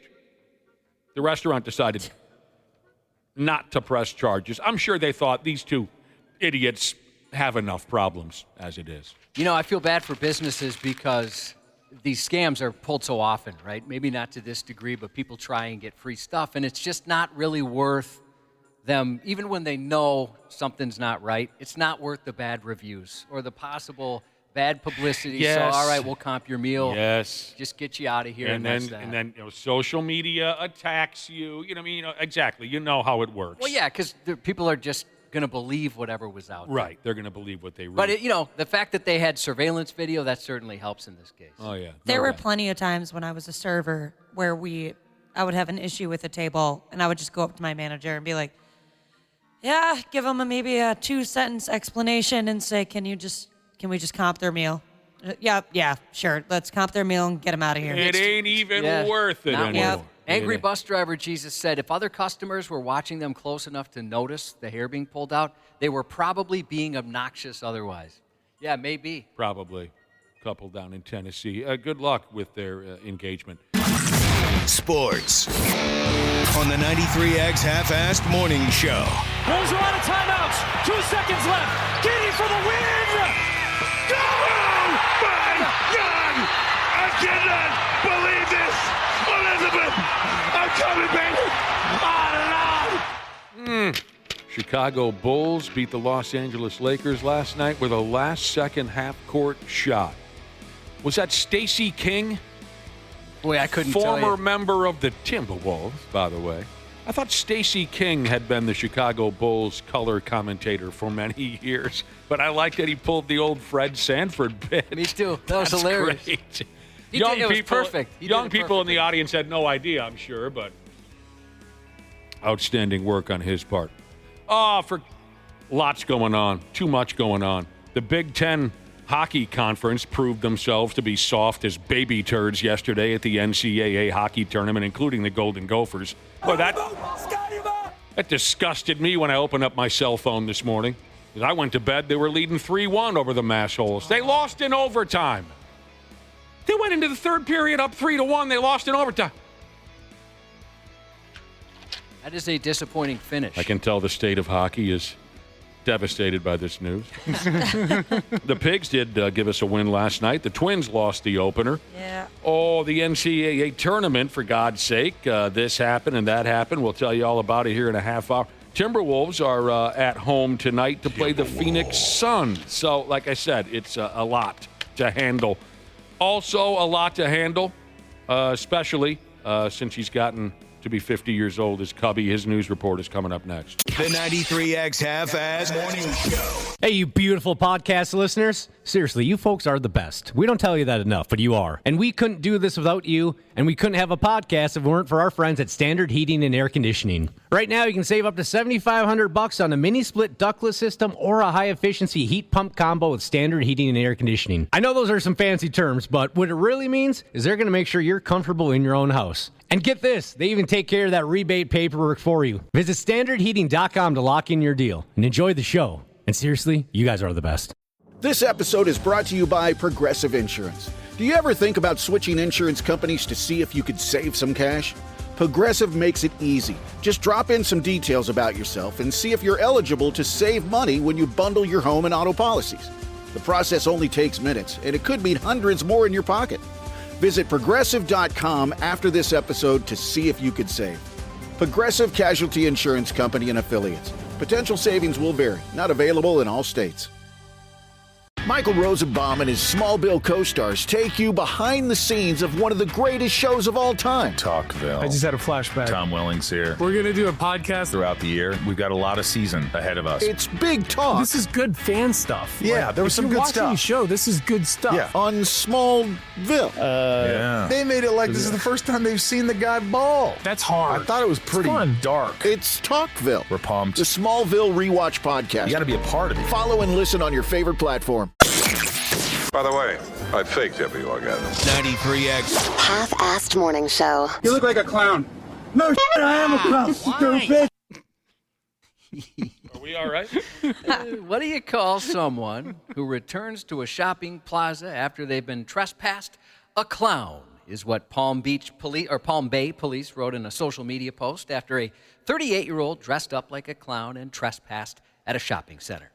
Wearing a bright yellow suit with white and red striped sleeves, the man could easily have been mistaken for McDonald's icon mascot Ronald, but three things set him apart: an unshaven face, a human skull in place of the iconic arches on the front of his clown suit, and also, unlike Ronald McDonald, he doesn't have a viral image floating around there of a woman pretending to perform unspeakable McSex acts on a statue for social media likes. That is one foul photo. I'm sure you've seen it. Mm-hmm. Body cam footage shows the suspect and officers getting into a scuffle as they tried to remove him from the mall. They eventually got him to the ground and handcuffed him. As you heard in the clip earlier, one officer said, "You look like a clown," as he was placed in the back of a patrol car, to which the man replied, "No S, I am a clown, stupid." A search turned up an orange replica gun from a pocket of the man's big yellow pants. A search of his backpack led to the discovery of multiple other clown outfits and a pack of 10 red noses. That's what you get. Arrest more clowns. You do hate clowns. He had a lot of backup red noses on him. Yeah. Must be a common problem for clowns to have them come off, or maybe they fill with mucus, whatnot. They get drippy and what you gotta. Have you ever worn one of those, like the cheap ones you get at a birthday party? Yes. Oh, they're ouchy, but they fall off quite easily. They even though they pinch and hurt. So I'm not afraid of clowns like Ashley is, but I will say, you mentioned that the man had an unshaven face. There is something unsettling about a clown who is. What's the word I'm looking for? Who has applied the makeup over a beard. Yeah, there's a show my wife and I watch in the most recent episode, The Pit on Max. It's excellent. There was a clown there, and that's kind of what he looked like. It is unsettling. With the beard. Why with is the it beard, that it's painted white? like the dude from one of those awful Rob Zombie horror movies, like King Diamond is a good example. King Diamond always had a beard, and he's wearing makeup. That, for whatever reason, that bothered me. A 31-year-old Minneapolis man is facing serious charges after an odd series of events over the weekend. One that left his wife shot, their home in flames, and the devil dodging bullets. Firefighters responded to a house fire about 2:30 p.m. Saturday and discovered something far more alarming: a woman inside the house suffering from a gunshot wound. Sometime between 6 and 8 a.m., the man accused his wife of cheating. Holding an AK-47, he told her if she didn't tell the truth, he'd shoot, which he did, hitting her in the leg. She told police her husband had become paranoid and violent, convinced there was a demon in the walls. She said he'd been using narcotics before and after the incident, and it wasn't the first time he'd acted this way under the influence. Just days before, he allegedly fired his gun at a wall near a closet, convinced a demon was coming through. His wife also said he shot through the floor and into their daughter's room, again, claiming he was trying to destroy the demon. The demon. This guy sounds difficult to live with. He needs to get off the drugs. Yeah. In one of the most chilling details, the wife told officers he nearly pointed a gun at their 8-month-old baby, saying the infant had the devil inside him, before she managed to stop him. This guy's very negative. The 31-year-old was charged with 1 count of first-degree arson, second-degree assault with a dangerous weapon, threats of violence, and domestic assault. All he sees are bad things, Cubby. He needs to see more positive things. Well, yesterday we told the story about a babysitter who looked under the bed of a kid who said there's a monster under there, and there was. A 20-some-year-old man staring right back at her face to face. So maybe there's something to what this guy's saying. Maybe he's a hero. Sure doesn't seem that way because he shot his wife. In order to investigate the influence of humans on breeding birds, a new study by a Swiss ornithological, I knew you screwed that up, institute. The effect of what now? Of humans on breeding birds. The effect that we have on breeding birds. Yes, on breeding birds. I would never have this idea in the first place. You know what I'm saying? To look into such a thing. Ornithological Institute, the one in Switzerland, found that great tits, a common bird species throughout Europe, the Middle East, and Central Asia, don't do well in cities because artificial light makes them restless and disrupts navigation during migration. If you'd like to read more on this topic, stay abreast with the article on 93x.com. That's entitled, Too Much Light at Night Disturbs Great Tits When Breeding. Again, you can find that article on 93x.com. It's fascinating. Yeah, that was a good read this morning, Josh. I thought, did he mean to send this to me? What? So you got a thing for birds now? Yeah, yes. This was 100% related to birds. I even like the ones that aren't that great. Yeah, I'll take just the regular ones. Yeah. I didn't know there was a difference. I've heard of the bird, but they put great in front of here. Mm-hmm. I'm a little nervous to read that title one more, but that's a real title by a real institute on some real birds. There you go. A 25-year-old Illinois man is facing charges in Wisconsin after a strange and disturbing attack on a pregnant woman, one that involved him trying to wash her feet and forcing her to swallow a lit blunt. Oh, ouchie. Will eat it. According to police, Benjamin Schroeder approached the woman while she was in bed and told her, "I need to wash your feet." He then dragged her by the wrist into an upstairs bathroom where the unsettling assault occurred. This was someone she was familiar with? Yeah. Okay. Once inside, Schroeder reportedly insisted her feet needed to be cleaned before forcing the lit blunt into her mouth. The woman was treated for throat burns at a local hospital. Thankfully, doctors confirmed her baby was not harmed. What kind of dope was this guy on? I don't know, man. Yeah, he's on something. Good Lord. A soda sullying unfolded at a Wisconsin State Fairground last week where a 34-year-old Milwaukee man was arrested for adding a special ingredient to his co-worker's Coke. The substance was white, it was sticky, and you've probably already guessed what it was. It was glue, you pervert. Mm-hmm. Around 11 a.m. last Thursday, officers on foot patrol were flagged down by a woman who said she believed someone had contaminated her Coke after she suddenly became sick. Suspicious, she set up a hidden camera. What she captured was her co-worker, Joseph Ross, sneaking a substance into her open can of Coke. When questioned by police, he claimed it was just a supplement, but it turned out to be Gorilla Glue. If convicted, he could be looking at 3.5 years behind bars and a $10,000 fine. Did she lose a lower lip or anything? Just got sick is all they said. Yeah. Awful. An Underwood, Minnesota teacher is facing criminal charges after allegedly stepping on a middle school student. A bad idea under any circumstances. Just stepped on a kid? Yeah. Oh, didn't see you there. It's bad, but it's especially bad when you're built like an NFL offensive lineman. Police were called to a hospital after a sixth grader's back was stepped on by his 350-pound teacher with both feet for about 10 seconds, or 6 seconds longer than Dana would last with actress Anna Kendrick. Oh, that's being generous. The following day, a detective interviewed the hefty educator. The teacher explained students were instructed to sit against the wall during a drill, but two boys instead chose to lie on the floor near the door. He said he warned them he might step on them if they didn't move, feeling they weren't taking the drill seriously. Then the big fella followed through, stepping on one of the students' lower's back.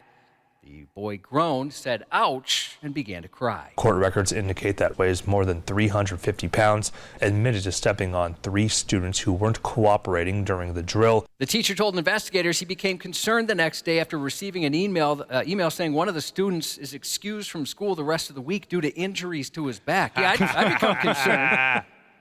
According to the school, I think the kid crying would be enough concern.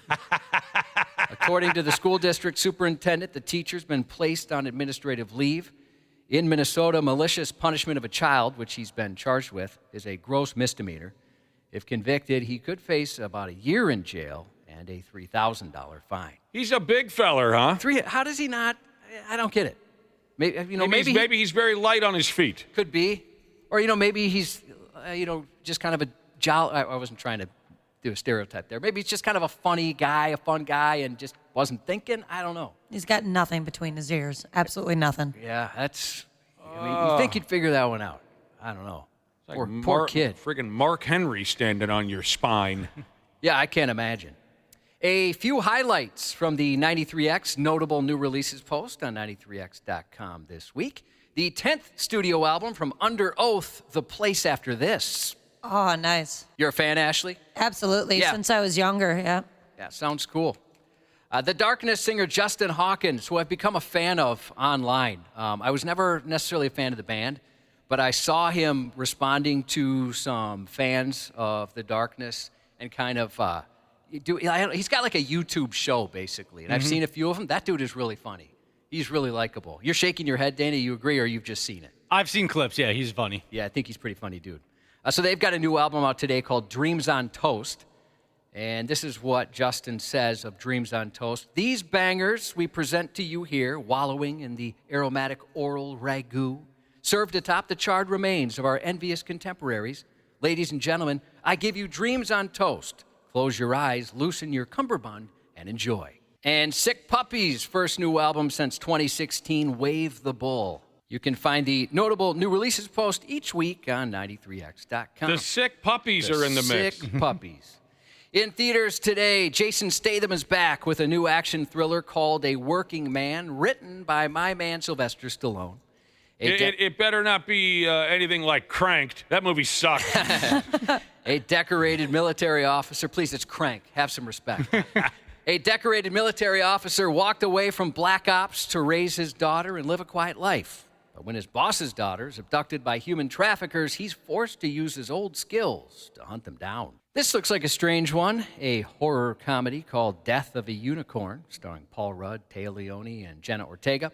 A man and his teenage daughter accidentally run over a unicorn with their car and find themselves at the center of a corporate cover-up. Then a mysterious woman that delivers cryptic warnings continually shows up on a family's yard. It's a woman in a yard in the movie The Woman in the Yard. You see, it's this woman in this yard, and it's called The Woman in the Yard. This looks really good. Also in theaters this week, The Friend, based on the 2018 novel. A New York City writer finds her comfortable, solitary life thrown into disarray after her closest friend and mentor leaves her a Great Dane named Apollo. Bill Murray starring in that one. And streaming Sunday on Paramount Plus, Tom Hardy, Pierce Brosnan, and Helen Mirren star in a new crime drama called Mobland, where two rival crime families in London clash in an escalating battle for global dominance. Again, you can find that Sunday on Paramount Plus. A lot of women touch themselves when Pierce Brosnan shows up. Oh, man. Yeah. Not just women. That is one handsome guy. What? Best of luck to Wisco firefighter.can.man.jesus having surgery today. Hope that goes well. Wisco male nurse Jesus text us to let us know. So best of luck today. I'll try anything 4 times Jesus. Text in a congratulations to his coworker and pal Chris, retiring after 30 years in the Parks Department. Chris. Congrats to Freckles Shouldn't Smudge Jesus, about to start a new job. Shout out to Passenger Princess Jesus from Bangin' the Safety Lady Jesus.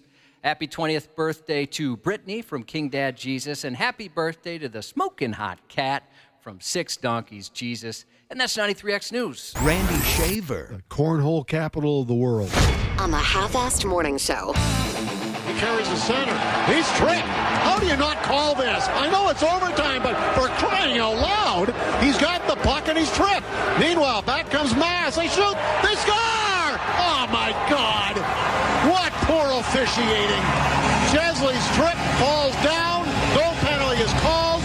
UMass immediately turns it back up ice, and they score in overtime at 4:49 and win the game. Well, doesn't that just suck the biggest, fattest? No doubt. Wally Shaver, just awesome. If I love that he Wally's doesn't hold back. What a call. That's just awesome. He never has. No. If Wally's pissed, the rest of us should be pissed. Exactly. Hey, Randy Shaver. Hey, Brad Ryder. Brad Ryder? Brad? Uh-oh. All right, just Randy Shaver then. Golden Gophers took a 3-1 lead into the third period last night against stupid Massachusetts in the NCAA tournament, and the boys ended up losing 5-4 in overtime. I'm hearing the echo of somebody's radio in the background. It's got to be Brad. I wonder if Brad stepped away for a second. Brad? He might have had to take a deuce. Well, it looks like So that does it for their friggin' hockey season. I went to bed feeling pretty good last night, Randy Shaver. It was 3-1. 2 periods were in the books. I thought, I woke up, turned on my cell phone, 5-4 in overtime. Yeah. The Golden Gophers lose to the Massholes. Just a terrible way to finish the season when you're such high hopes that this was going to be a year they could put everything together. Very talented team. It just goes to show you that you just never know how things are going to turn out. And yeah, the missed call was big for sure, but they also had some other things happen in the third period that just led them to lose that hockey game last night. Very, very tough game. That's a disgusting way to go out for damn sure. It is. I'm sure the boys are disgusted. But yeah, I mean, on that final play, I like when the referees swallow their whistles in overtime. I do. But when a guy is carrying the puck and an obvious stick gets into his legs and that man goes down, I think you got to blow the whistle on that one. Wally Shaver was pretty pissed off. Yeah, watching this video, it's ridiculous. I don't understand how that was not called. Especially because it led to a goal at the other end. I mean, if play had been stopped, if something else would have happened, maybe you get past it and you're okay. But because it led to a goal at the other end, that's, that one hurts. Difficult, yeah. That one hurts. And, Wally Shaver, Josh mentioned, he never holds back his emotions, and that's what makes him such a great play-by-play man for hockey. And when he and Glenn Sonmore used to work together. So good. It was a comedy show. I mean, number one. Sonmore was just amazing. They were both so good at what they did, but also they always told you exactly what was on their minds, and it made for a friggin' comedy show. I mean, if you have the opportunity, go back and watch the 2002 and 2003 Golden Gopher clubs that won national championships. Go back and listen to their calls. There's so much emotion in their calls, which is what made them so great together. And then, of course, Sonmore's infamous "Take that, you stinking Badgers" line from a number of years ago. The Golden Gophers beat Wisco in overtime. Glenn Sonmore does not give an F. He barks it right into his microphone. "Take that, you stinking Badgers." Can I ask a question nothing quick? against Wally, by the way. Good morning, everybody. I just got put off a hold. But nothing against Wally, but when Al and Glenn were together, that was even better. I'm sorry, what happened? When Al and Glenn. Al Shaver, and Glenn yes. were together for a couple of years doing Gopher hockey while I was working with them. Hi, Brad. Good morning. That was even better. What happened? Did you go take a poop? No, Dana called me late. I'm sorry to call you out, Dana, but you called me late. Dana didn't call you on time? No. The guy's getting married on Saturday. Give him a friggin' break. I told you to call me, man. No, he told you to call. You have a pass. That's fine. There's a lot going on in the studio right now. I have 3 people in here. I'm trying to teach people how to operate this thing, and I barely know how. So it's going great. I like how you left it open. No one knows what you're talking about. They're trying to show them how to operate this thing. What thing? The board. The soundboard. The whole controlled shebang. Oh. Because you're pointing straight down. Yeah. As you're sitting there. It's been a hell of a week here, gentlemen. We're wrapping up a big week. We had Cubby's 50th birthday party yesterday, which was completely out of control. And tomorrow, we're all going to go watch Dana rush into another marriage. Tomorrow, the sumbitch gets married. And we talked about it earlier. He really thinks he's got a chance with this one. You got to have faith, man. I hope you don't screw it up because she's pretty awesome. She brought us all McDonald's the other day just out of nowhere. Yeah, she took a couple days off from teaching before the wedding to get things sorted, and she wanted to bring you guys some breakfast. Yeah, she should do that more often. That was nice. I agree. You know what? Yeah, I thought it was a nice gesture, but you're right. She should let us know before that so I can come in. You know, she does have all summer off. Should we see if she can get her to do it every single day, just bring us breakfast at the end of the show? I think that'd be great. That would be fantastic. I kind of miss sure the marriage is going to last if you ask her to bring you breakfast every morning. On her off. Would you mind setting an omelet station up in the corner of the studio? Josh, do you kind of miss the old days when we always had a 17-year-old unpopular high school student as an intern that would fetch us McDonald's whenever we wanted it? Yeah, when did that stop? We just kind of stopped asking, maybe. I don't know. It was before. You guys never asked me to do it when I was an intern. You're too intimidating. I think that's kind of what it was. Usually I think what it was, they wanted us to buy them breakfast, so they'd always say, hey, do you want anything from McDonald's or whatever? And we'd end up doing that. And actually, they knew if they said, Josh said, hey, here's my credit card, will you go to McDonald's and get us some food? They would never see you again. You would be gone and in Bermuda somewhere on Josh's dime. Well, you're not too far off. Once Nick gave an intern, was it $20 to go buy a belt? Yes, $20. And he bought like a cake. No, a pie or something. Was that Perkins? He went to Burger King. Oh, I think you might be thinking of two different things. One of them, he ate like an entire cake with some money that one of us gave him then. Well, yeah, he went to spend on something else. This intern we had around here, the Columbine kid. What the hell? What was his other nickname? The Teen Neanderthal. Giant kid. He was like 16, 17 years old. He was 6'8" or something. And this was the style at the time. To have your entire ass hanging out the back of your pants, your underwear.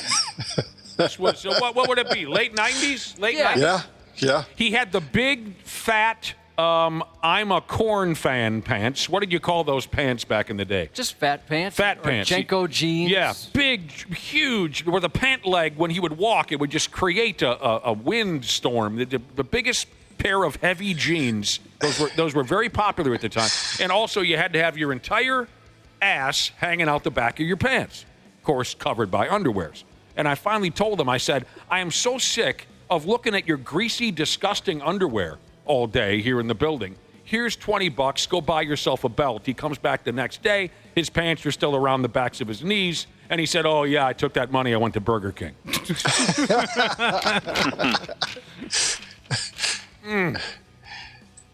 Furthermore, in yesterday's NCAA hockey tournament, I said it earlier, the Big Ten kind of proved themselves to be SAWFT soft. Ohio State got pumped by Boston University. Cornell upset the living hell out of Michigan State on a game winner scored with about 8 seconds to play. And of course, the Golden Gophers you lump in there. Another local club got beat. The 35-year-old dudes playing for Mankato can go back to raising their teenage kids. They were defeated in overtime by Western Michigan. So the last hope for the Big Ten, if that's the way you look at it, the last hope for the Big Ten is Penn State playing tonight against Maine. Also, Denver, Providence, Bentley versus Boston University, and Quinnipiac versus Connecticut. So, too bad for the Golden Gopher Hockey Club, man. It shouldn't have ended that way. Pigs gave us a win last night at home over the Washington Capitals. Alex Ovechkin recorded 0 points on the night. I thought the classy thing, though, was at the end of the game when Ovechkin made his teammates come. Some of them had already left the ice and headed to the locker room, made them come back out and get in a line and shake the hand of the goalie, and just name say, the goalie. Fleury. Oh, yeah. Come Marc-Andre Fleury. I can tell Randy was having a brain fart there. I wanted to see how long it would take for maybe come up with a strange name. Yeah. Marc-Andre Fleury, who didn't play last night, but still wanted to shake his hand because this is likely the last time that they will see him. So Ovechkin I thought that was pretty classy. Yeah, that was a really nice video. Yep. Oh, so what happened now? Matt Boldy had the go-ahead goal in the second period for the Pigs. Freddie Gaudreau had a goal, too, if you count empty netters. Phil Gustafson made 28 saves. I mean, the Capitals, if I'm not mistaken, they're the top team in the NHL right now. Or am I smoking? I thought they were the top points-wise in the So, nice win. Interesting stat, and this could be foreshadowing. Maybe I'm going to be sorry that I meant. You're right about your comment, too. Yeah, top team in the 103, yeah. The Jets have 102. Maybe I should save this comment because it might be foreshadowing for a terrible moment in the playoffs. But the Pigs are the only NHL team this season that hasn't lost when leading after 2 periods. Wow. They're 28-0 when leading after 2 periods, if I'm reading this correctly. So you know what's going to happen in the playoffs, don't you? Just like, not that it was his fault, because it 100% was not his fault, but how many kicks had Gary Anderson made in a row before like 37 or something? Next up for the boys, They host New Jersey tomorrow. The good news is I read that the Russian kid and Joel Eriksson Ek are skating again. Good. They're teaching them the crossovers, teaching them how to go backwards, the whole works. They're skating again. But usually they milk this out for quite a while before they get a guy into a real game. Yeah, they can't get those two guys back fast enough, I don't think. Oh, God. Yeah, I mean, the goal scoring has been iffy at best. Oh, my damn, the big season opener for the Twins, don't you know? If you can't... Did you watch it? I thought it was awesome. Oh, yeah, I mean, I had a great time. They got a deal done at the 11th hour on my cable system. I'm sure a lot of people. Xfinity, yeah. Yep. I'm People sure are very happy about that. A lot of people were excited. So what were people unhappy about? Because a lot of people thought that it was not going to be on that cable. it was going you would to have be. had to go through it and pay separately for it. Thought maybe That's right. Ashley could answer the question, but Yeah. It was implied that you could buy like the MLB TV app and so a lot of people went out and bought that, paid for the package, and then found out at the last minute that, you can watch it on cable. So a lot of people spent unnecessary money and they feel like they got cheated. Yeah, a lot of people who have, Xfinity or any of the other carriers that picked it up spent $100 on the app thinking, okay, this is how I'm going to watch the Twins. I could have watched it on something I already paid for. Or you could have waited to see if the deal would have gotten done, and then you could have bought it an hour before the game. Oh, yeah, it's easy. Yeah, but you can There's so much uncertainty with this whole thing. Nobody knew what was going to happen. Yeah, but you can still use that for your phone and stuff, too. Well, but maybe folks didn't care about the MLB app for any other reason than the Twins, You right? can stream Xfinity with your phone, too. So Right. it's not like Yeah. you can bring that with you. So Yeah. I can Yeah. understand people that are huge Twins fans. They don't want to miss opening day. Right. They don't want to wait till 5 minutes before the first pitch to sign up for a service. Right. Right. Okay, I was unaware And of that. especially at first, I think, Ashley, you said the same thing. At first, they were offering a promotion. Hey, if you sign up right away, we'll give you $20 off or whatever it is. Well, that sucks. Yeah. I caught it on my whatever setup I have. I wasn't aware of that. That does sound shady. As far as yesterday's game goes, if you can't stop Lars Nootbaar, you're going to have problems. He hit a 2-run dong early in the ballgame off of Pablo Lopez. The St. Louis Cardinals went on to beat the Twins 5-3 in the effing opener. I thought the real key to the game, though, was Sonny Gray was amazing. It's just, doesn't it just kind of break your heart when you watch a guy like that pitch and know that if the Pohlads had decided to spend the money on Sonny Gray, that he might still be here? Sure, it's something I think about. I'm not going to say it breaks my heart, but it's something that enters my mind. Oh, he was so good yesterday. And it was so much fun to have Glenn Perkins on the show on Wednesday and then to listen to him break down the pitching yesterday in the game. Because, even for the casual fan, you're going to learn a lot of baseball by listening, and Morneau too, but I thought Perkins was fabulous talking about Sonny Gray and how he goes about his business. I thought Gray was tremendous yesterday. He's very good. The Twins struck out way too much again. They had 11 strikeouts. Everybody in the starting lineup other than Harrison Bader struck out at least once. That's a trend that we saw last year, and hopefully they'll find a way to be a little bit better at the plate.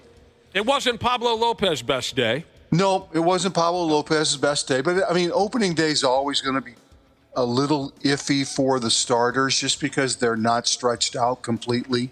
So if you'll probably only get 5, maybe 6 innings out of a guy anyway, because it's going to take a while.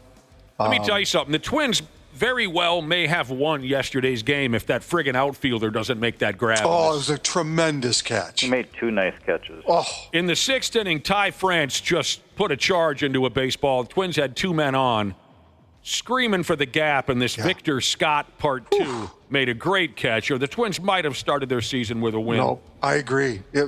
Tremendous catch. The guy is so fast. He kind of reminded me a little bit of Torrey Hunter. and just the stretching out at the last second to make that play. Yeah, it was a great catch. Great play. Up next, game 2 of 3 is tomorrow afternoon. Joe Ryan will be on the bump for the Twins. That's my Bob Casey imitation. Having to wait today is always kind of a buzzkill after opening day. Yeah, but they do that because I know they do weather. Yeah. But there are players who have always said, like, can't we just bank that day off and use it in September or something, when we're playing 22 games in, 19 days? Yeah, and I have no idea what the weather's supposed to be like today in St. Louis, but, I mean, it's kind of a waste if it's a beautiful day, right? I can see why they do that here in Minnesota and they will do that when the Astros are here, I think. They almost didn't get yesterday's game in, so that's true. That would have been the reason why they would have had the off day tomorrow. Yep. They could have got her today, so they could have gotten it in. I don't care, Brad. I want baseball today. Okay, well, I'm sure there's a game on somewhere. It's his last day of freedom, Brad. Give him a break. Right. True. Jesus. This is funny. Social anxiety. Jesus texted in. He must have watched the pregame festivities of yesterday's game. Oh, my God. Jesus. He says, seriously, every player in their own pickup? How stupid. And every former Cardinal of all time was brought out. It was. Well, They could have done that during the rain delay. Save some time. All of the members of Major League Baseball's Hall of Fame, and, every Cardinal that's in the Hall of Fame and living, and every Cardinal who's in the team Hall of Fame. My damn, yeah, it was a parade, for God's sake. Every one of these players, Ozzie Smith, Ted Simmons, Jose Oquendo, Tony La Russa, for Christ's sake, Joe Torre, who else was there? Did I say Ozzie Smith? They all came in their own friggin' that part's fine, but you don't need to drive every single rostered player and video coordinator. Oh, I forgot they did the current players too. Yeah, I forgot that. You're right. You don't need to do that. You can bring in the Hall of Famers that way. That's great. But assistant video coach Carl Peckerwood. That's ridiculous. I forgot about the current players. Yeah. Oh, it was a marathon. Has Ted Simmons ever smiled? Even at his Hall of Fame, he never smiled. It doesn't matter. You folks don't. Randy Shaver and Brad Rowdy are the only ones that even know who I'm talking about. Ted Simmons did not have a sense of humor, I don't think. No. The Toronto Blue Jays ballpark. They played a game there yesterday. Baltimore Orioles and Toronto Blue Jays. They got that hotel up in there. Yep. And the rooms overlook the outfield. Yesterday, a Baltimore Orioles outfielder was able to throw a baseball from field level into an open window of one of the hotel rooms, and the fans up there overreacted obnoxiously. But it was really a hell of a catch. Anyone see the video of that? I did not. Pretty cool. No. Yeah, definitely. From the video, the vantage point of the room when they were shooting the video, that looked like a long, long way. It's a long throw. Yeah. Mm-hmm. So they were Orioles fans who came to Toronto, and they're screaming at this outfielder. What the hell did I say? His name was Colton Cowser. They're screaming at this outfielder to throw him a baseball, and he got it done. I'm actually kind of surprised you can open those windows. Because they look right over the park there. Right. A lot of times, something like that, you wouldn't be able to open it. Or you can just open it up like an inch or two or something to get air and not able to throw anything through it. I suppose, yeah. Also, there was history in that game with Tyler O'Neill hitting a home run for Baltimore. That is now 6 consecutive opening day home runs for Tyler O'Neill, which is an MLB record. Not all of them with Baltimore. This is his first year in Baltimore. Wow. He was in Boston the last couple of years.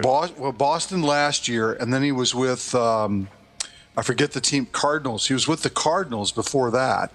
But he's had a home run now in 6 consecutive opening days, which is an MLB record.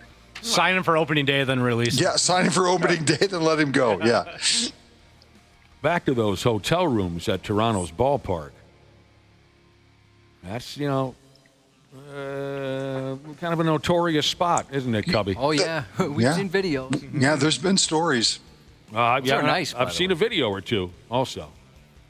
See what happens. Didn't one couple claim they didn't know people could see? That's right. They thought the glass was one of those things where you couldn't see in. I mean, honestly, that would make sense. The first couple that got caught maybe claimed that, and then afterwards everybody pretty much knows, I would think. Over the years, a handful of couples have folded each other in half right in plain view of everyone at the ballpark. from those hotel rooms. One gal just had them just smashed up against the glass. Anyway, yeah, one of them claimed they thought it was one-way glass or whatever the hell that term is. Right. The Saints open their season today, the St. Paul Saints. And it has, what does it say here? Their new ball pig. Every year they have a pig that goes and fetches the baseballs for them. Their new ball pig has a name, and it is the Great Fatsby. Cute. In honor of Josh. Oh, gosh. Yeah. Oh. He's a big fat person. Oh, my gosh. He makes fun of my weight every day. One day after he turns 50. Yep. Well, a lot has changed. Yep. A lot has changed. He's let himself go. After 50, Josh. Yep. So. That's Let himself go. Yeah, Dana told my wife, or excuse me, the other way around. My wife told Dana to only buy me low-sodium soup from now on. It's true. He bought me a bunch of soup. He texted her to ask what to get, and she said, just make sure it's low sodium. Yeah, but that's a good thing. She wants you around for a while. Yeah, but I mean, if you know anything about Josh, he's just going to add his own salt to it. Yeah, that's just going to deplete your salt shakers faster. It's probably going to get worse. I'm going to add more out of spite, some spite salt. Didn't you have a doctor once tell you that it's better to have too much salt than not enough? Yes. Aha. Yep, that's exactly what he said, and I'm going with it. How much did you pay him to say that? Nothing. Well, actually, no, probably a lot. Yeah, The doctor's charge, but not for that specifically. Back to that Golden Gopher hockey game with the University of Massachusetts. I heard this. Now, I didn't stay up late enough to watch the end of the game. Like I said, it was 3-1 after the game didn't start till 9 o'clock. It was 3-1 Golden Gophers after 2 periods. I hit the fart sack. I wake up. I turn on the cell phone. I see that they lost in overtime. Now, but I heard this said yesterday, I may be referring to the Mankato-Western Michigan game. The announcers were referring to it as sudden victory overtime and not sudden death overtime. Remember when Brad came on earlier and he interrupted me when I said I had a question? This is what it was about. Well, did the announcers say it, or was that just on the scoreboard? Or what do they call that, scorebug? I heard it said out loud, but not during the Golden Gopher game. It was during a highlight package of, I believe, the Mankato-Western Michigan game, because that also was an overtime game. And okay, so my question is this is new to me. Is this the first time you guys have heard this as well? Yep. Yeah. Yes. I don't understand. Wouldn't it be sudden death anyway? And also, doesn't OT imply what they're like? Why say it twice? I'm not sure I understand the question. Because on the scorebug it says OT. By the way, score bug is new to me too. Why is everyone saying score bug? I'd never heard that till this year, until they talked to, like the Mariners and the Wild when they played together the other day. Did you see that score bug? The Kraken? Sorry, the Kraken. The Kraken. No.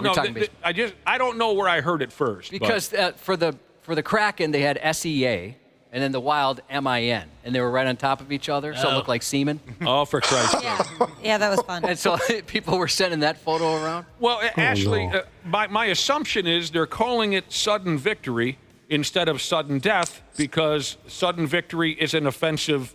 We're worrying about offending anyone who's ever died. We're just trying to be more positive, apparently. Yes, I see. Okay. More positive. That's true. If you're calling a hockey game, Ashley, and you say sudden death, it might make me think of my great grandma, and then I call the FCC and I complain about it. I forget about those people. Because my grandma sudden died. victory makes sense too, though. I mean, Yes. Well, yeah, but we've been going with the sudden death. No, you're right. Sudden death sounds cooler. Sounds way more cool. Although as a 50-year-old man, maybe I am offended. Yeah, exactly. Wait till you turn 60.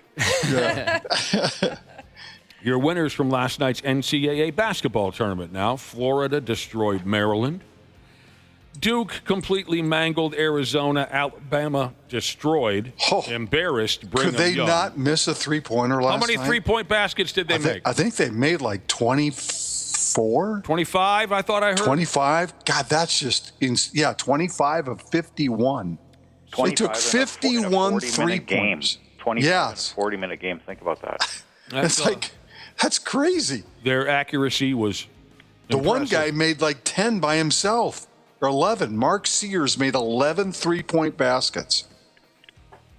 And Texas Tech came back. Well, it wasn't like a massive comeback, but they beat Arkansas quite dramatically in overtime. Right. So there was one solid game out of 4. Tonight, Ole Miss, Michigan State, Kentucky, Tennessee, Michigan, Auburn, Purdue, Houston. Houston is how you say it. Houston. You leave the H out of it, and it's just...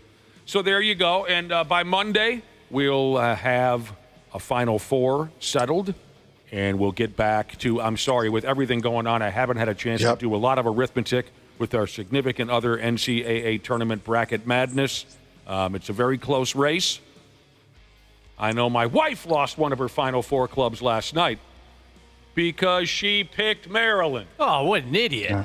Mm-hmm. Why would you say something like that? Because his fiance picked Clemson and Iowa State to be in the Final Four. You're trying to distract. Right, I'm trying to just kind of just spread it all around a little bit. They call it deflecting, yes. I think. Golden Gopher women did come away with a victory. They continue on in their tournament. They beat Gonzaga, all right, so they did that.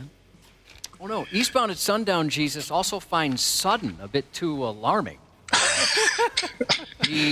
He would like it to be called a good day to you, sir, victory. Yeah, you're right, sudden. That is kind of shocking. We now enter the always exciting gradual victory period. The first team to score wins period. But everybody tried their best and had fun. I didn't realize this. I didn't see the game. But I looked at the box score, and it didn't tell me this story. A listener tells me the Texas Tech comeback was the second largest comeback in Sweet 16 history. I did not.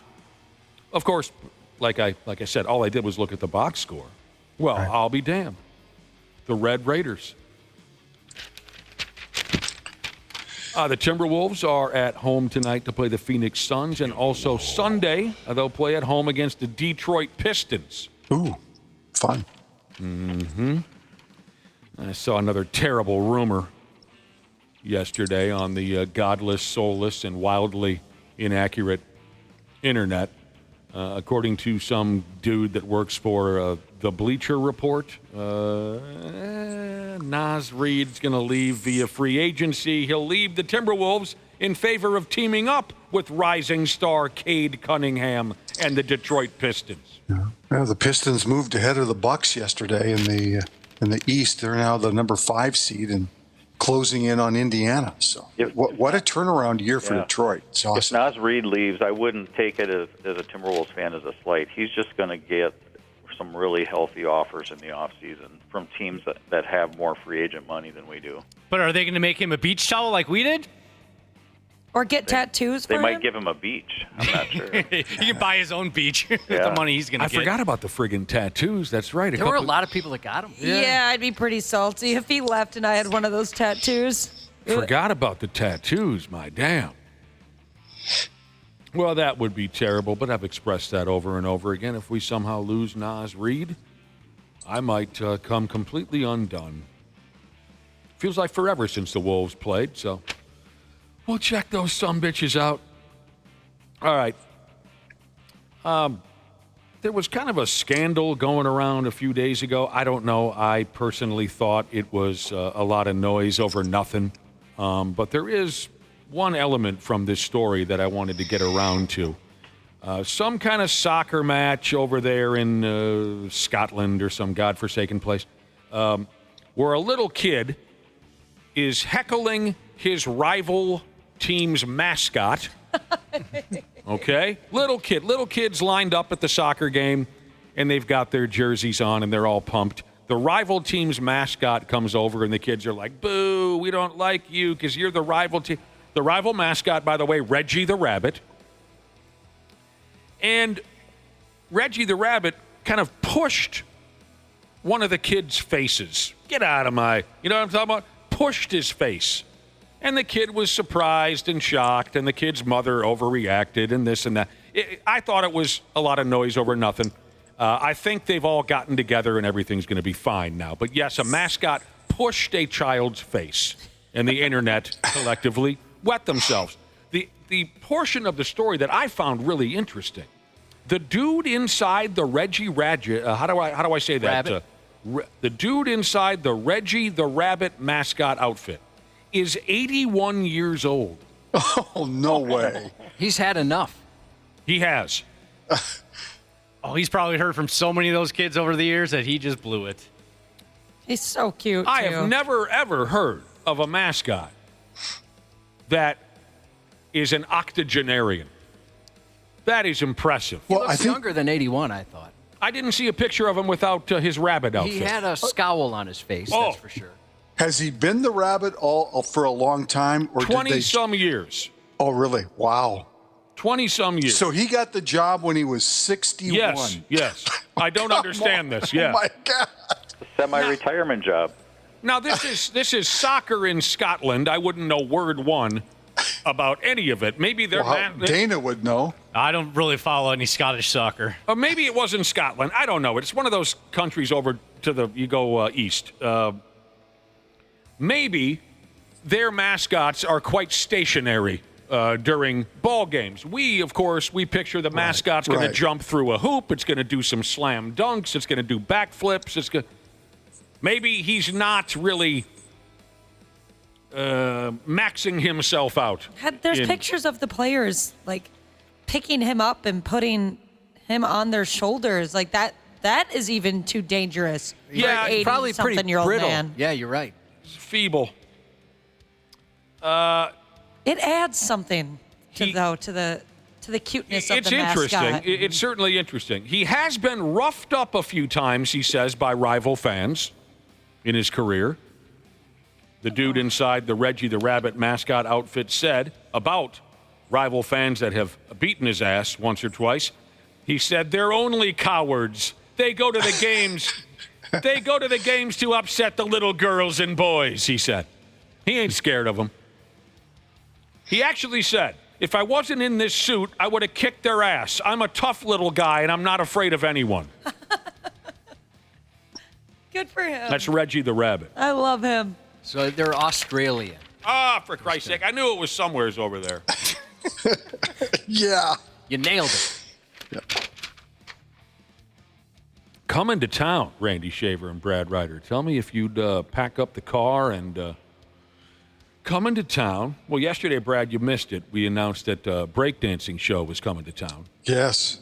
I got your tickets, Brad. Appreciate that. You must have. You tried breakdancing, didn't you, Brad? What do you mean tried it? You perfected it? In the barn. I did. Out in the barn in Clara City? Yeah. Well, But really, honestly, you must have. You were a senior in high school in what year? 1986? that is correct. Yeah. You must have tried breakdancing. Of course I tried. Yeah. Everybody did. Everybody did. Yeah. And your very first I still have a pair of Zubas and you know, yeah. Oh, I just wanted those. Oh, they're terrible. I thought they were cool back with the professional wrestlers and I got pictures of myself in Zubas in college. I have. Oh, Brad, we got to see those. You have pictures of you wearing Zubas? Yeah. Josh, I always thought they were just the dumbest damn thing. I didn't care what wrestler or football player put them on. I just thought they were so stupid. I thought they were pretty cool. You got to try them out, though. They are very comfy. I've tried them out. Really? The Vikings ones were sweet. How do you not like The them? Vikings ones were just as disgusting as the others. Oh, no, they were sweet, man. Even the Road Warriors couldn't make Zubas cool, for Christ's sake. That was really common when I was in high school to wear those to the football games and stuff like that. Oh, really? Even at your age? Oh, yeah. I had no idea. I had a pair of Twins ones. I mean, that was back when the Twins were winning World Series. Those were sweet, too. Well, the reason I was so sure that you must have tried breakdancing, like you said, everybody tried it back in the 80s. Secondly, you were a senior in high school in 1986. That was, and also you mentioned before that it was either your first concert or one of your favorite concerts ever was when you went to go see MC Hammer at Met Center. That was my very first concert ever. Right. Yeah. So there's a breakdancing show coming to town. Randy's got your tickets. Yep. Also coming to town, they're calling it the Ultimate Collectible Experience. The Minnesota Card Show is coming back to River Center in the middle of April. Okay, April 10th through the 13th. The largest collectible show in the Midwest. Is there anything that would draw you boys in on that? Oh, I got to go get this card or get a jersey or something like that. Well, I always have interest in that kind of stuff. I don't know if I'd travel all the way to St. Paul to do that, but I mean, you have to no longer live in Iowa, Randy. You have to have some disposable. You have to have some disposable income in order to get involved in that, because it's not cheap. That's for sure. Josh, you go to a lot of the shows. You go to the Home and Go. You go to the Outdoor. I like all the shows. Have you ever gone to the card collecting, jersey swapping type of a scene? No, not specifically that one. Yeah. But one similar, sure. Yeah. I would like to take some of my cards to that show to see if I could get for a few of them. Walk out of there with $10, $12 or something. Yeah.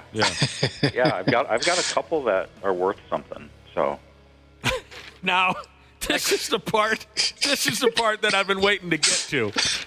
They always have some in-person celebrities, former athletes. Oh, that maybe sign or something. To sign autographs, sign memorabilia. Yeah. Here's just part of the list. Bo Jackson. Ooh. People were texting about that, saying they're excited to go meet Bo Jackson. Wow. That'd be great. Bo Jackson. I had his poster. Yeah? Everybody had that post. That was Yeah. cool. Did it say Bo knows something? Bo knows. Yeah. Yep. He knew everything. He was shirtless, I think, with shoulder pads, for football, and then holding a baseball bat. Classic. He was probably covered in baby oil. Oh, he was glistening, that's for sure. I don't know what he was covered in, but he was glistening. Yeah, I mean, I remember when my brother and I were tiny little kids. Well, I guess maybe we weren't all that young, but we went to Met Stadium to see the Minnesota Vikings. And we both wanted to walk out of there with a poster. And my brother got this really cool Ahmad Rashad poster. It's an action shot of him making this cool catch over his shoulder. My brother puts that up on our bedroom wall. I decided to get the Tommy Kramer poster. Now, the poster of Tommy Kramer, it's completely, made up. You know what I'm talking about? With lighting and makeup and everything. It's not like someone took a candid shot of him. It wasn't an action shot. Right. Yeah. It's Tommy in the locker room, and he's got his football pants on and his cleats and everything, but somehow he doesn't have a shirt on. And his hair's all sweaty, and he's got the eye black underneath his eyes. It was like a sexy photo of Tommy Kramer with his shirt up. That's the one I selected. And I wondered why my uncles looked at me funny when they'd come into our bedroom once in a while. Like, that's the poster you wanted to get? I didn't get it at the time, I didn't get it. My brother had this cool Ahmad shot, and I had the one where Tommy is looking into the camera like, hey, you want some or what? Like a Playgirl audition photo? That's the perfect way to put it. It was like a friggin' Playgirl photo. I wonder if Tommy remembers posing for that. I bet he does. Little did I know. I mean, that poster was marketed to the teenage girls, not 6-year-old me,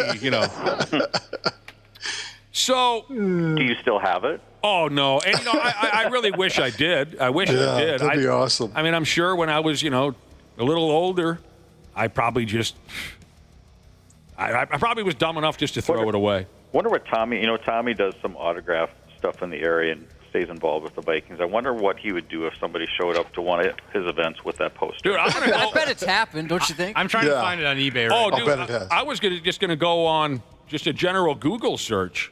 Yeah. Tommy Kramer poster. Anyway, so I'll get to this in just a minute. The big name former athletes that are going to be making an appearance at the St. Paul River Center. What do they call it? The Minnesota Card Show. Okay, Bo Jackson. That's massive. If Bo Jackson doesn't have so many injuries, he maybe goes down in history as the greatest baseball player to ever live. Yeah. Maybe. Bo Jackson will be there. Chuck, new kid on the Knobloch. Huh. Oh, my gosh, really? Yeah. I'm definitely not going then. Oh, man. Oh.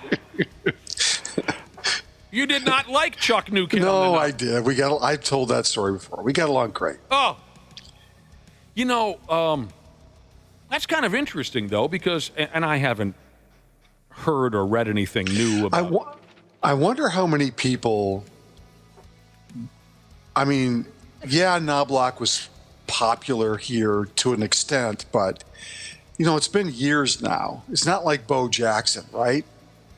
Yeah. You know what I mean? Right. I mean, Chuck is, I guess I don't see him as someone that's going to attract a lot of Twins fans. Maybe I'm wrong. I would like to see the guy and say hello and thank you for the memories. I mean, he was, his rookie season was incredible. Sure.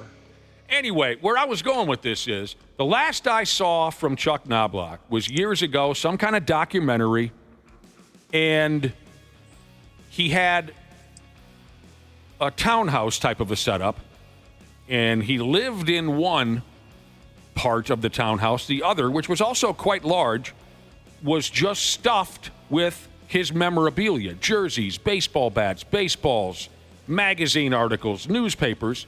And if I remember correctly, he said, yeah, I don't really care about this stuff. I needed somewhere to keep it. But now here he is appearing at a memorabilia show. And I guess maybe the easy answer is he needs money. I don't know. Yeah, that's why most of those guys do that. But in that documentary, he seemed like he did not care about his history at all or what he's accomplished. I mean, that was a long time ago. Well, you think if you didn't care about it, you wouldn't hold on to that stuff. So right. Somebody must have done that for him, maybe. Right. Yeah.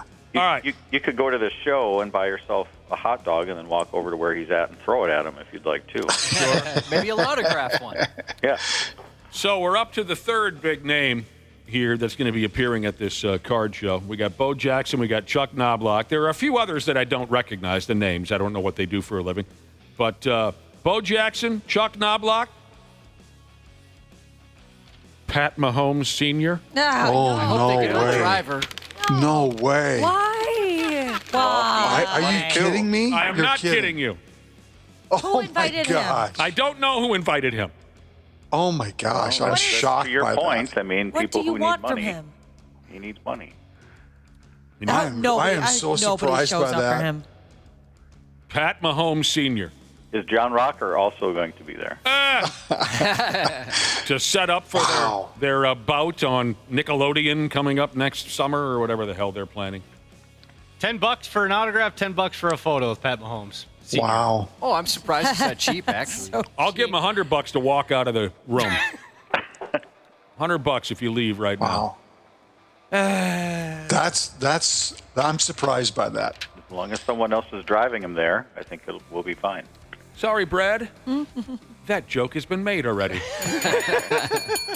So those are the three former athletes that are signing. Those are the ones that I said. Like I said, there are other names I don't recognize. There's a couple actors. Daniel. Okay, help me out. Daniel Logan.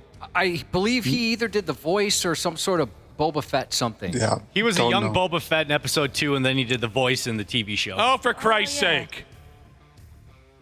I'm giving him $100 to leave also. You know what? What's it like about Boba Fett? Boba Fett. Sarah Bacon. She's an Olympian, right? Like a diver. Okay. Yep. Okay. Cassidy Cook. No. Also an Olympian. What does she do? Is she like gymnastics? Let's see. This one rings a bell. Jay, and the last name is... also a diver. Cassidy Cook is a diver? Yeah. Yeah. Jay, and he spells the name Goede. This sounds or looks familiar to me. Jay Goody. It says he's an actor. Okay, he's an actor. Okay. According to Wikipedia, he's an American actor. Pat Mahomes Sr. He'll be sitting there all day. He'll sign whatever you want. That makes no sense to me. People are going to give him crap. Or ask about his son constantly. Yeah. Yes. That is funny stuff. Is the Haw Tu girl busy or what? She's making a comeback, by the way. She's back. What do you mean? How is she making a comeback? How did I miss this? Is this going to ruin my weekend? I don't know. No. It depends on how you feel about the Haw Tu. I dislike her greatly. I've told you guys before, I've been trying to train myself to sneeze, Hachua, and I can't do it. I forget every single time.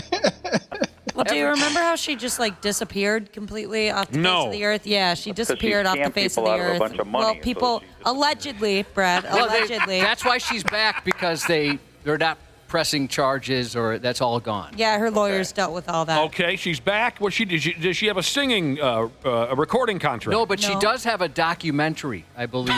Oh my God! She's promoting. Are you kidding me? Please tell me you're kidding. No, I'm not. No.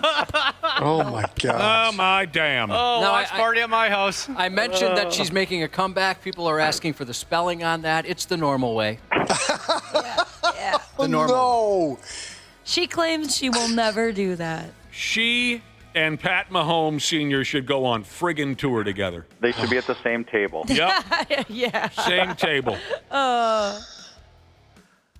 Along with, I don't know, who else is there, Josh? I don't follow the internet as closely as some of the rest I of don't you. know, like Logan Paul or something like that. Yeah, get one of the Pauls out there.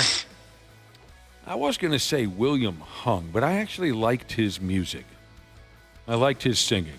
Yeah, and he seemed like a really neat guy. He did seem like a neat, nice, polite gentleman. Nothing better than when he sang "Take Me Out to the Ball Game" and invited all of us to buy him some penis and some Cracker Jacks. Buy me some penis, he says. What do you think, I'm made of money for Christ? Some penis and Cracker Jacks. You know how much penis is going for these days? I mean, buy me some penis. And you gotta buy something like that. I don't know. He's the one with the record contract. Buy your own friggin' penis. Buy me one. That's who Buy should team up me with the some Hawk. penis and Cracker Jacks.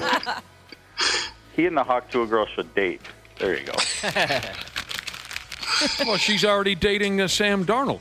Oh, that's true. Oh, I forgot. See, now I don't care. Oh, well, there you go. Randy Shaver and Brad Ryder, any words for our guy Dana, as, again, he's rushing into his second career marriage? And don't say happy wife, happy life, or you will be fired. No, I have zero advice. Nick, I think you're the one that should be giving him advice. I did. I said wait 25 years between marriages, and he disregarded my advice. Dana, I have full confidence that this one is going to be happier and last longer than the last one. Oh, well, thank you, Brad. We usually don't get sincere. Where's the butt? Where's the joke coming? There's got to be a joke here. Well, I'll wait till I hang up. Someone did give you some advice. If you're not familiar with the story, as soon as Dana got divorced, his ex-wife got implants. So somebody said, get the implants before the divorce. So you have some time with them. Give me a couple months with them, at least. Yeah, you get a couple months with them, and then she can move on. That was the advice from the brother. That's very words of wisdom. Words to live by. Yes. Have a good weekend, you peckerheads. All right. All right. See ya. We'll talk to you on Monday. We'll come back here in a handful of minutes on the Half-Assed Morning Show. The 93X Half-Assed Morning Show. Hey, you beautiful podcast listeners. Seriously, you folks are the best. We don't tell you that enough, but you are. And we couldn't do this without you, and we couldn't have a podcast if it weren't for our friends at Standard Heating and Air Conditioning. Right now, you can save up to $7,500 on a mini-split ductless system or a high-efficiency heat pump combo with Standard Heating and Air Conditioning. I know those are some fancy terms, but what it really means is they're going to make sure you're comfortable in your own house. And get this, they even take care of that rebate paperwork for you. Visit standardheating.com to lock in your deal and enjoy the show. And seriously, you guys are the best. This episode brought to you by Progressive Insurance. Do you ever find yourself playing the budgeting game? Shifting a little money here, a little there, and hoping it all works out? Well, with the Name Your Price tool from Progressive, you can get a better budgeter and potentially lower your insurance bill too. You tell Progressive what you want to pay for car insurance, and they'll help find you options within your budget. Try it today at Progressive.com. Progressive Casualty Insurance Company and Affiliates. Price and coverage match limited by state law. Not available in all states. Expert entrepreneur Ed Milet is on a mission to max out your life. So many of you have dreams in your life and you don't go touch them. You've got to begin to touch your dreams. It's time to get laser focused on peak performance. I'm going to give you very unique habits that I do on a daily basis. Say no more. Have deadlines in your life. Go to work. And become the best version of you. Take a day and serve that mission. The Ed Milet Show. Max out. Follow and listen on your favorite platform. The 93X Half-Assed Morning Show. If something should happen to one or both of us, I'd regret not having said this, so I'm just going to say it. You have a nice penis. I see it a lot, I don't say anything, but it's nice. Now, you say something nice about my penis. F me, Cubby. Are we there yet? Here we are. Hey, Or do you mean the end of the show? End of the show. About half hour away. All right. Sorry, I had to. Just working our nuts off over here. Thank you for listening to the 93X Half-Assed Morning Show. It's 8:28 on Friday. We've mentioned it a few times. Tomorrow is the big date of Dana's next wedding. We're all going to be there in attendance. There won't be a dry eye in the room. We've covered damn near everything. You know, what's the scene? How many people? Is there a DJ? What time do we eat? How much is a drink?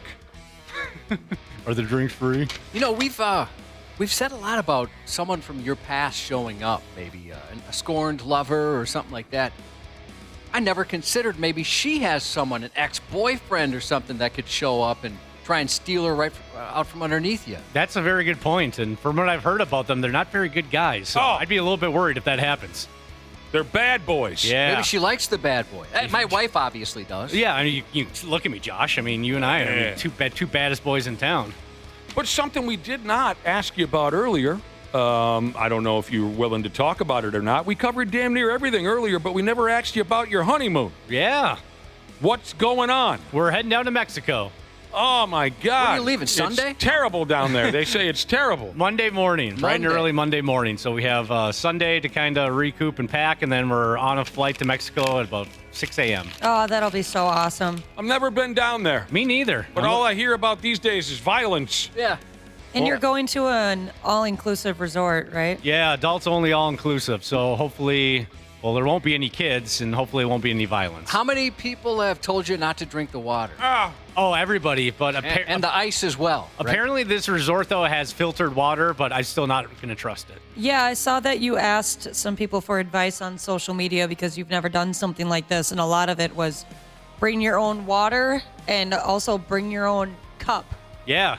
Because they put a drink in damn near anything you want. So they either give you a small little glass, or you can just bring, a big one of those metal tumblers from home with a lid on top, and they fill her up for you. A big old Stanley. Yes. What part of town are you in? Puerto Vallarta. I've heard that said out loud before. I think the Love Boat used to go there a lot, did it not, It John? did, yep. Seemed like that was a port that they would hit. It came up on the show recently, Puerto Vallarta, because that's where Felino went when they had that 4 food groups tournament, and he had a couple weeks off. He went to Puerto Vallarta, and I'm guessing the place he stayed is probably a lot nicer than the one we're staying at. Oh, I'd imagine so, yes. yeah. Or if it's the same place he was on a part, you'll never be able to see. They won't let people like me within 100 feet of. All right, well, I've never been. One of my best pals goes down there once or twice a year. He's got multiple mamacitas going down there. Oh. Yeah. That's a good setup. Any kids? Yeah, he made a couple of kids down there, too. Yeah. All right. He did. He Good did. for him. It's a hell of a story. Yeah, wow. Yeah. He made a couple of babies while he was down there. Now, a few people are texting in saying you can drink the water down there. You're safe. They Okay, could be okay. tricking you, but there's a few folks that say they've got experience. They've been there. You're all good. Yeah, I've heard that a lot of people did say that is kind of a thing of the past. But I'm still will be like, I don't want diarrhea all week. I'm not Brad Ryder. I don't crave diarrhea the way he does. No, he's comfortable with it. He loves it. He made that clear. He's a fan. The two, I mean, obviously we hear on the news that there's terrible violence going on, whatever. I was busting your balls about that. But legitimately, the two biggest horror stories I've ever heard out of Mexican vacations is one guy who drank the water and he was spraying himself sideways for 4 or 5 days in a row.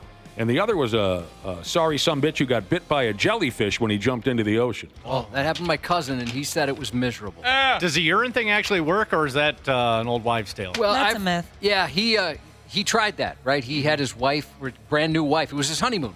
I think they were in Hawaii, and he stepped on a jellyfish, and he runs out on the beach and says, "Please, can you pee on this thing?" And I don't think it did anything for him. I wonder if anybody who's actually into that has ever faked a jellyfish sting. Just Oh, no, it stung my face. Oh, no. Oh, it stung me again an hour later. Well, are you planning on getting in the ocean? Honestly, probably not. No, don't go in the ocean. I mean, maybe go, put the feet in, but I'm not going to go attempt to surf or anything. A listener texted in and said that you should wear just married shirts because there's a chance that you can score some free drinks and the hotel check-in might give you an upgrade. Oh, my God. I think she does have a shirt, a tank top she got at one of her showers that says something like that, like honeymooning or something like that. Classic. Others are texting in, knowing where you're going in Mexico. They know the neighborhood, and they say you got to hit a joint called Pancho's Tacos. Oh, that sounds like right up my alley. I forgot about one other honeymoon horror story, and it was also in Mexico. I've told many stories about this guy. Just the ultimate hard-on, tough guy, steel worker, looks like Dale Earnhardt Sr., never backs down to anybody over anything. On his friggin' honeymoon, he and his brand-new wife sit down at some restaurant down there, and the waiter is, telling them all about the special gimmicks they've got going on. They've got the world's biggest margarita. They got a burrito, the size of your mother's ass, whatever they're going through. And the waiter says, and we also have the hottest pepper known to man, just in case you wanted to try it. And they said, yeah, no, thank you. But then after the waiter walked away, his wife challenged him and said, I dare you to eat that pepper. Now, this hard-on buddy of mine, like I said, he never backs down for any reason. His wife should have known better, but she kept pressing him on it. Oh, what are you, some kind of a sissy? You don't think you can take it? Jeez. He couldn't back. That's how they were. That's like how my kids are towards me, not my wife. They were one different kind of a couple. They didn't stay married long. But she's pressing him and busting his balls and challenging his manhood on whether or not he can eat this hot pepper. And he can't back down. He does it. He's sick for 2.5 days. They were in Mexico for 4 days. For 2.5 of it, he's lying in a bed, putting ice all over his body because he's so sick from eating this pepper. It's miserable. I had, not quite to that extent, but I had bet a server at Universal Studios Hollywood that I could eat. It was like a big family-style restaurant, and I bet them that I could eat like a small spaghetti on my own. And I went for it. And it was like 3 days, just like you said, where I had such bad gut rot, it sucked. I'll never do that again. No more eating challenges for me. I thought I had that thing nailed. That killed me almost. All right, we're talking about Dana's honeymoon. Josh, are you ready? For what? His honeymoon? Yeah, you guys are coming with, right? What do you call it if you bang like rabbits? For what are we comparing it to? Honeymoon? Honeymoon. We're talking about Dana's honeymoon. What do you call it if you bang like rabbits? Oh, that's a bunny moon. What if all you do is trade back and forth, you and your wife, all you do is trade Larry the Cable Guy's most famous catchphrase? Well, I was going to say a funny moon because he's funny. All you do is trade Larry the Cable Guy's most famous catchphrase back and forth. Then what is it called? Get her done. What's the rest of get her done her? A get her done her. Oh, that's a stretch. A get her done her moon. Okay, get her done her moon. Okay. Yeah. What if you dump her on that stack of dimes she calls a neck? A Stone Cold Stunny-moon. That's exactly right. What if you and your wife do nothing but use wordplay that exploits... A punter moon. That's a punter moon. What if things aren't so solid, things are a little more liquidy than you'd like? More liquidy? Yeah. The Runzer moon? Runny moon. Runny moon? Runny moon. What if you run into Cher's dead ex-husband? A sunny moon? Sunny moon. That's exactly right. I forgot, Dana. Prenup or no prenup? No prenup. Even though she's begged you for one? Yeah, no prenup. Josh. Did that ever come up? No.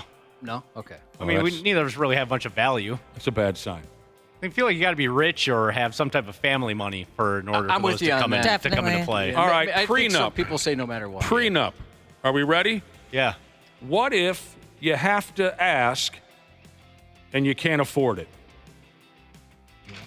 Prenup. You have to ask. If you have to ask, you can't afford it. That'll be a Z-nup. What movie? Beer Fest. What if before you sign, what did I write down here? Because I did these very quickly. Oh, yeah. What if before you sign it, you have to phone home? A ring up? Has to rhyme with pre. Prenup. Phone home. This one's way too hard. Yeah. That would be an ET-nup. Oh, okay. Yeah, okay, I was thinking All right, this is literal. going nowhere. Yeah, just going more literal there. All right. Dana's getting married. Ashley is pregnant. You guys have a lot going on. Man, me and Cubby, we're just waiting to die in peace at this point in our lives. It seems like a lot, but I've never been more bored in my whole entire life. You're bored by your pregnancy? I'm so bored. Everything I love is becoming difficult. Alcohol, gone. Bummer. Cigarette and tobacco use? Yep. Gone. What else? Billiards is getting harder. Can't really lean over the table. You can't get as close to the table as you used to. Golf is getting harder. I can't wait. I can't wait for you to have this kid. I'm just in Hurry like up. that awkward stage where everything's kind of boring. Soon it'll be exciting again once, baby showers. I get to start doing the nursery, stuff like that. Barsaw Jesus wants to know regarding prenups. What would it be if before you got married you ate some soft cheese? A prenup? Prenup. That's good. I got to try some more of mine. You guys are struggling with mine. And There's a couple that are a little confusing. What if your prenup is the greatest of all time? This prenup is the greatest of all time. Oh, a Muhammad Ali. That's right. Now we're getting somewhere. That's a Muhammad Ali nup. Ashley, would you take any interest in this? A company called Frida or Frida is going ahead with breast milk flavored ice cream. Oh, I guess maybe. Well, would you try it? Yeah, I mean, are there any benefits? Oh, I've got a list of benefits here. Well, there's a lot of flavors. It's utterly delicious. Try the Moo Moo Mommy Mocha, Double D Dutch Chocolate, Nipple Ripple, Sweet Teat Swirl, or fan favorite, Bountiful Booby Bliss. And coming soon, Areola Amaretto. That made me uncomfortable. I have used that company in itself. They're all over my registry. They make a lot of baby products. What do you call a prenup if it has a long penis and drumsticks in its back pocket? Tommy Lee nup. It's a Tommy Lee nup. All right, so Frida, what is it, Ashley? I'm not sure. I Okay. say Frida. Apparently, like you were saying, they're a website or something for parents. You can use them as a source of information on how to do this or how to do that. They call themselves the 411 of parenting. Or you can also just ask your effing obnoxious know-it-all parenting friend. We've all got one of those. But anyway, you go to Frida, whatever they are. They'll tell you, they'll answer all kinds of parenting questions if you're new to the gig. The motivation here behind this delicious breast milk iced cream is to promote something called the new 2-in-1 manual breast pump. Cool. Josh, it's got 2-in-1 features. That's pretty fancy. Right. I just got mine in the mail. You can get one through insurance for free, so I wanted to get ahead of that. And it's scary looking. Very daunting. What do you call your prenup, Josh, if it also has a giant penis, but it's covered up by a sock and a bass guitar? Flea nut. A flea nut. Yeah. It's the bass player of the Red Hot Chili Peppers. Sure, a flea nut. They say here that breast milk, this is not a factor in my neighborhood, but they say in this article that breast milk curiosity is at an all-time high. Yeah, you know what? I've heard people who are really into sending the jokes. Fitness, that's kind of their thing for some folks. Bodybuilders, right? Yep, bodybuilders. Studies show that 70% of women have sampled their own breast juice. Yeah, why not? I probably will. Are you really? Yeah, Just if you're out of feeding it. curiosity? Yeah, especially if you're feeding your child with it. Might One as for well you, see. one for me. 29% of men are interested in trying it.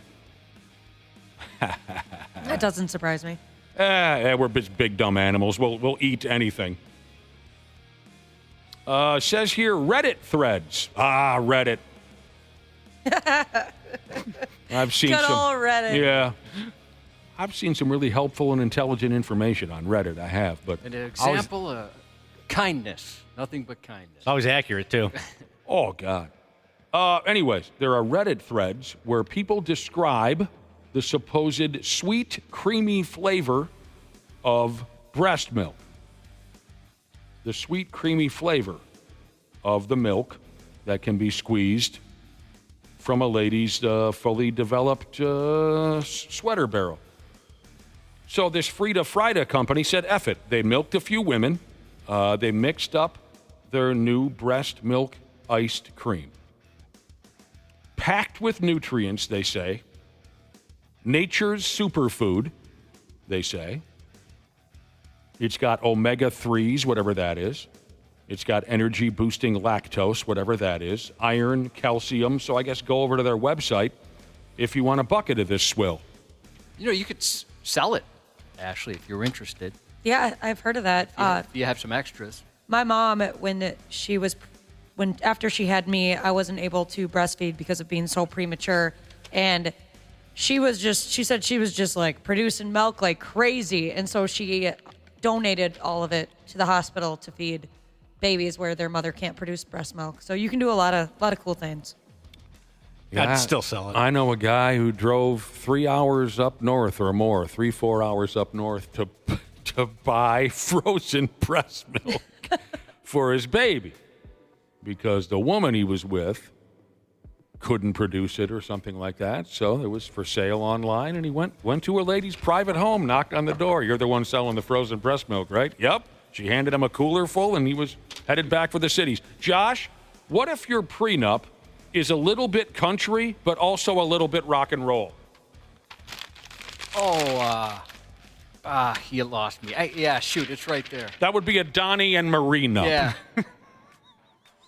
I could think of like covers. I couldn't think of original. It's a Donnie and Marina. 93X Half-Assed Morning Show. I could use some poontang myself right now. The 93X Half-Assed Morning Show. Yeah. This is going to have to do it here. Just a few more minutes left on the program. Hopefully everyone has an incredible weekend, and we'll be back hanging with you on Monday morning, minus Dana. He'll be on his honeymoon skis.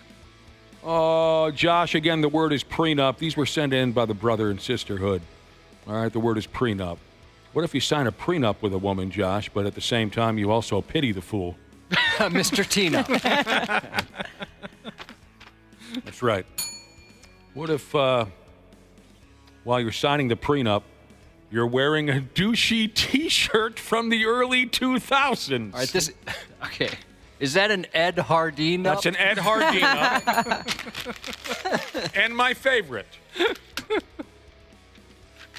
What if you signed that prenup, Josh, during a historic protest from December 16th, 1773? Is that a Boston party-nup? It's a Boston tea-nup. That's what it is. Boston tea-nup. That's a good one. I love the ones that reaches like that. Dude. We went back to 1773.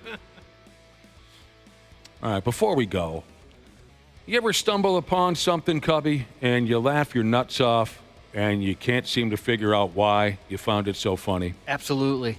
Even sometimes when I'm not slap happy, something will get me and I can't figure out why it got me so good. There's one that will always get me no matter what. And you don't understand why? I don't understand why. Which one is it? It's a GIF, and I don't know if you guys are familiar with it, but it's Pikachu from Pokemon. I'm not familiar with Pikachu, but go ahead anyway. And Pikachu's doing like a gasp. It's just a little, just, and it's so funny. I don't know I know the one you're talking about, Ashley. It is, dude, Dana. It gets me every single time. This was a meme. Yes. And I think I know what you're talking about. So the little cartoon character looks surprised or shocked, and then someone writes a dirty joke underneath it, and it puts a whole new paint job on that character. And it's not even the joke or anything that'll get me. It's just the face of Pikachu. All you have to do is see the face. So this wasn't a meme that I saw yesterday. It was, who here's ever been on the television news? I have. Yeah, I have. And they ask you your name before they, so when they run your live comment, they can have your name underneath the image of you speaking, right? A couple of donkeys decided to mess with the local television news. This was in Kentucky. There must be very little going on in Kentucky because the local news was covering the grand opening of a new grocery store. Well, they do that here. Shoot, we broadcast from a donut store. What's that? We broadcast from the grand opening of a donut store. I mean, we it happens. did. We did. And gave away a boat, I think, at that same promotion. Yeah, different times in radio, man. Yeah, it was a lot different. So the television station has put together a story on the grand opening of a new grocery store is how you say it, in town.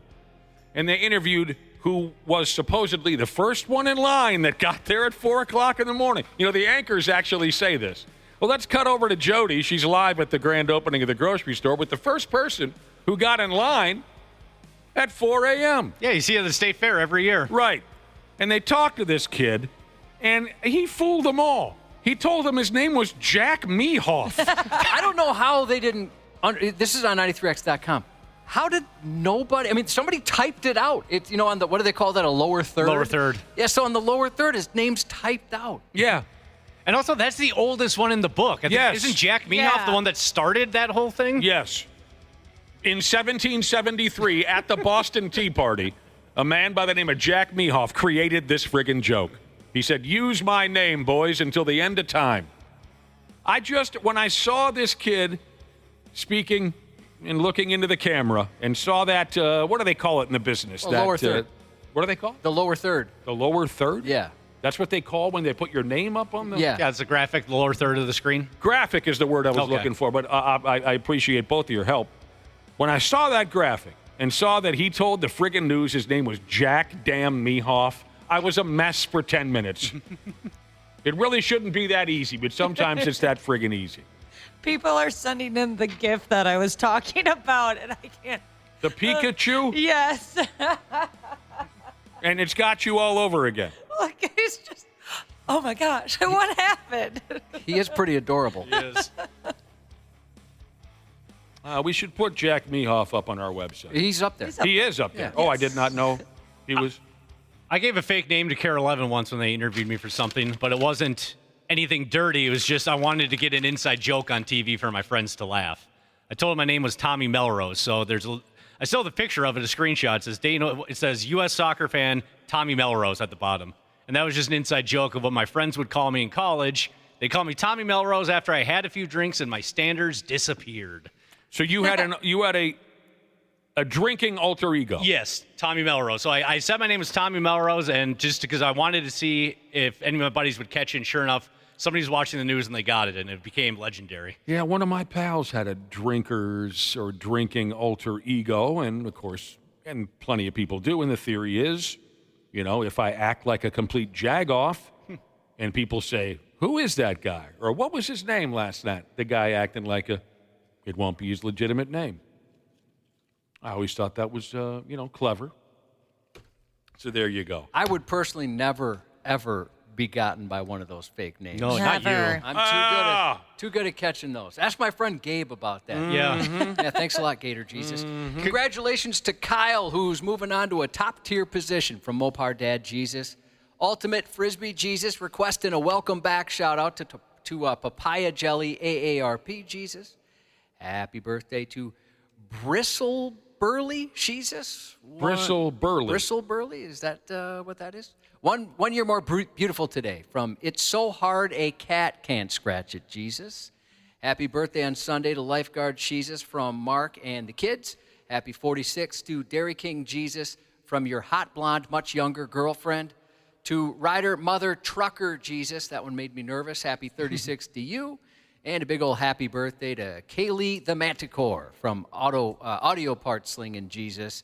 Thank you very much for listening. Your support greatly appreciated. And have yourself a safe and sexy weekend. Hey, you beautiful podcast listeners. Seriously, you folks are the best. We don't tell you that enough, but you are. And we couldn't do this without you, and we couldn't have a podcast if it weren't for our friends at Standard Heating and Air Conditioning. Right now, you can save up to $7,500 on a mini-split ductless system or a high-efficiency heat pump combo with Standard Heating and Air Conditioning. I know those are some fancy terms, but what it really means is they're going to make sure you're comfortable in your own house. And get this, they even take care of that rebate paperwork for you. Visit standardheating.com to lock in your deal and enjoy the show. And seriously, you guys are the best.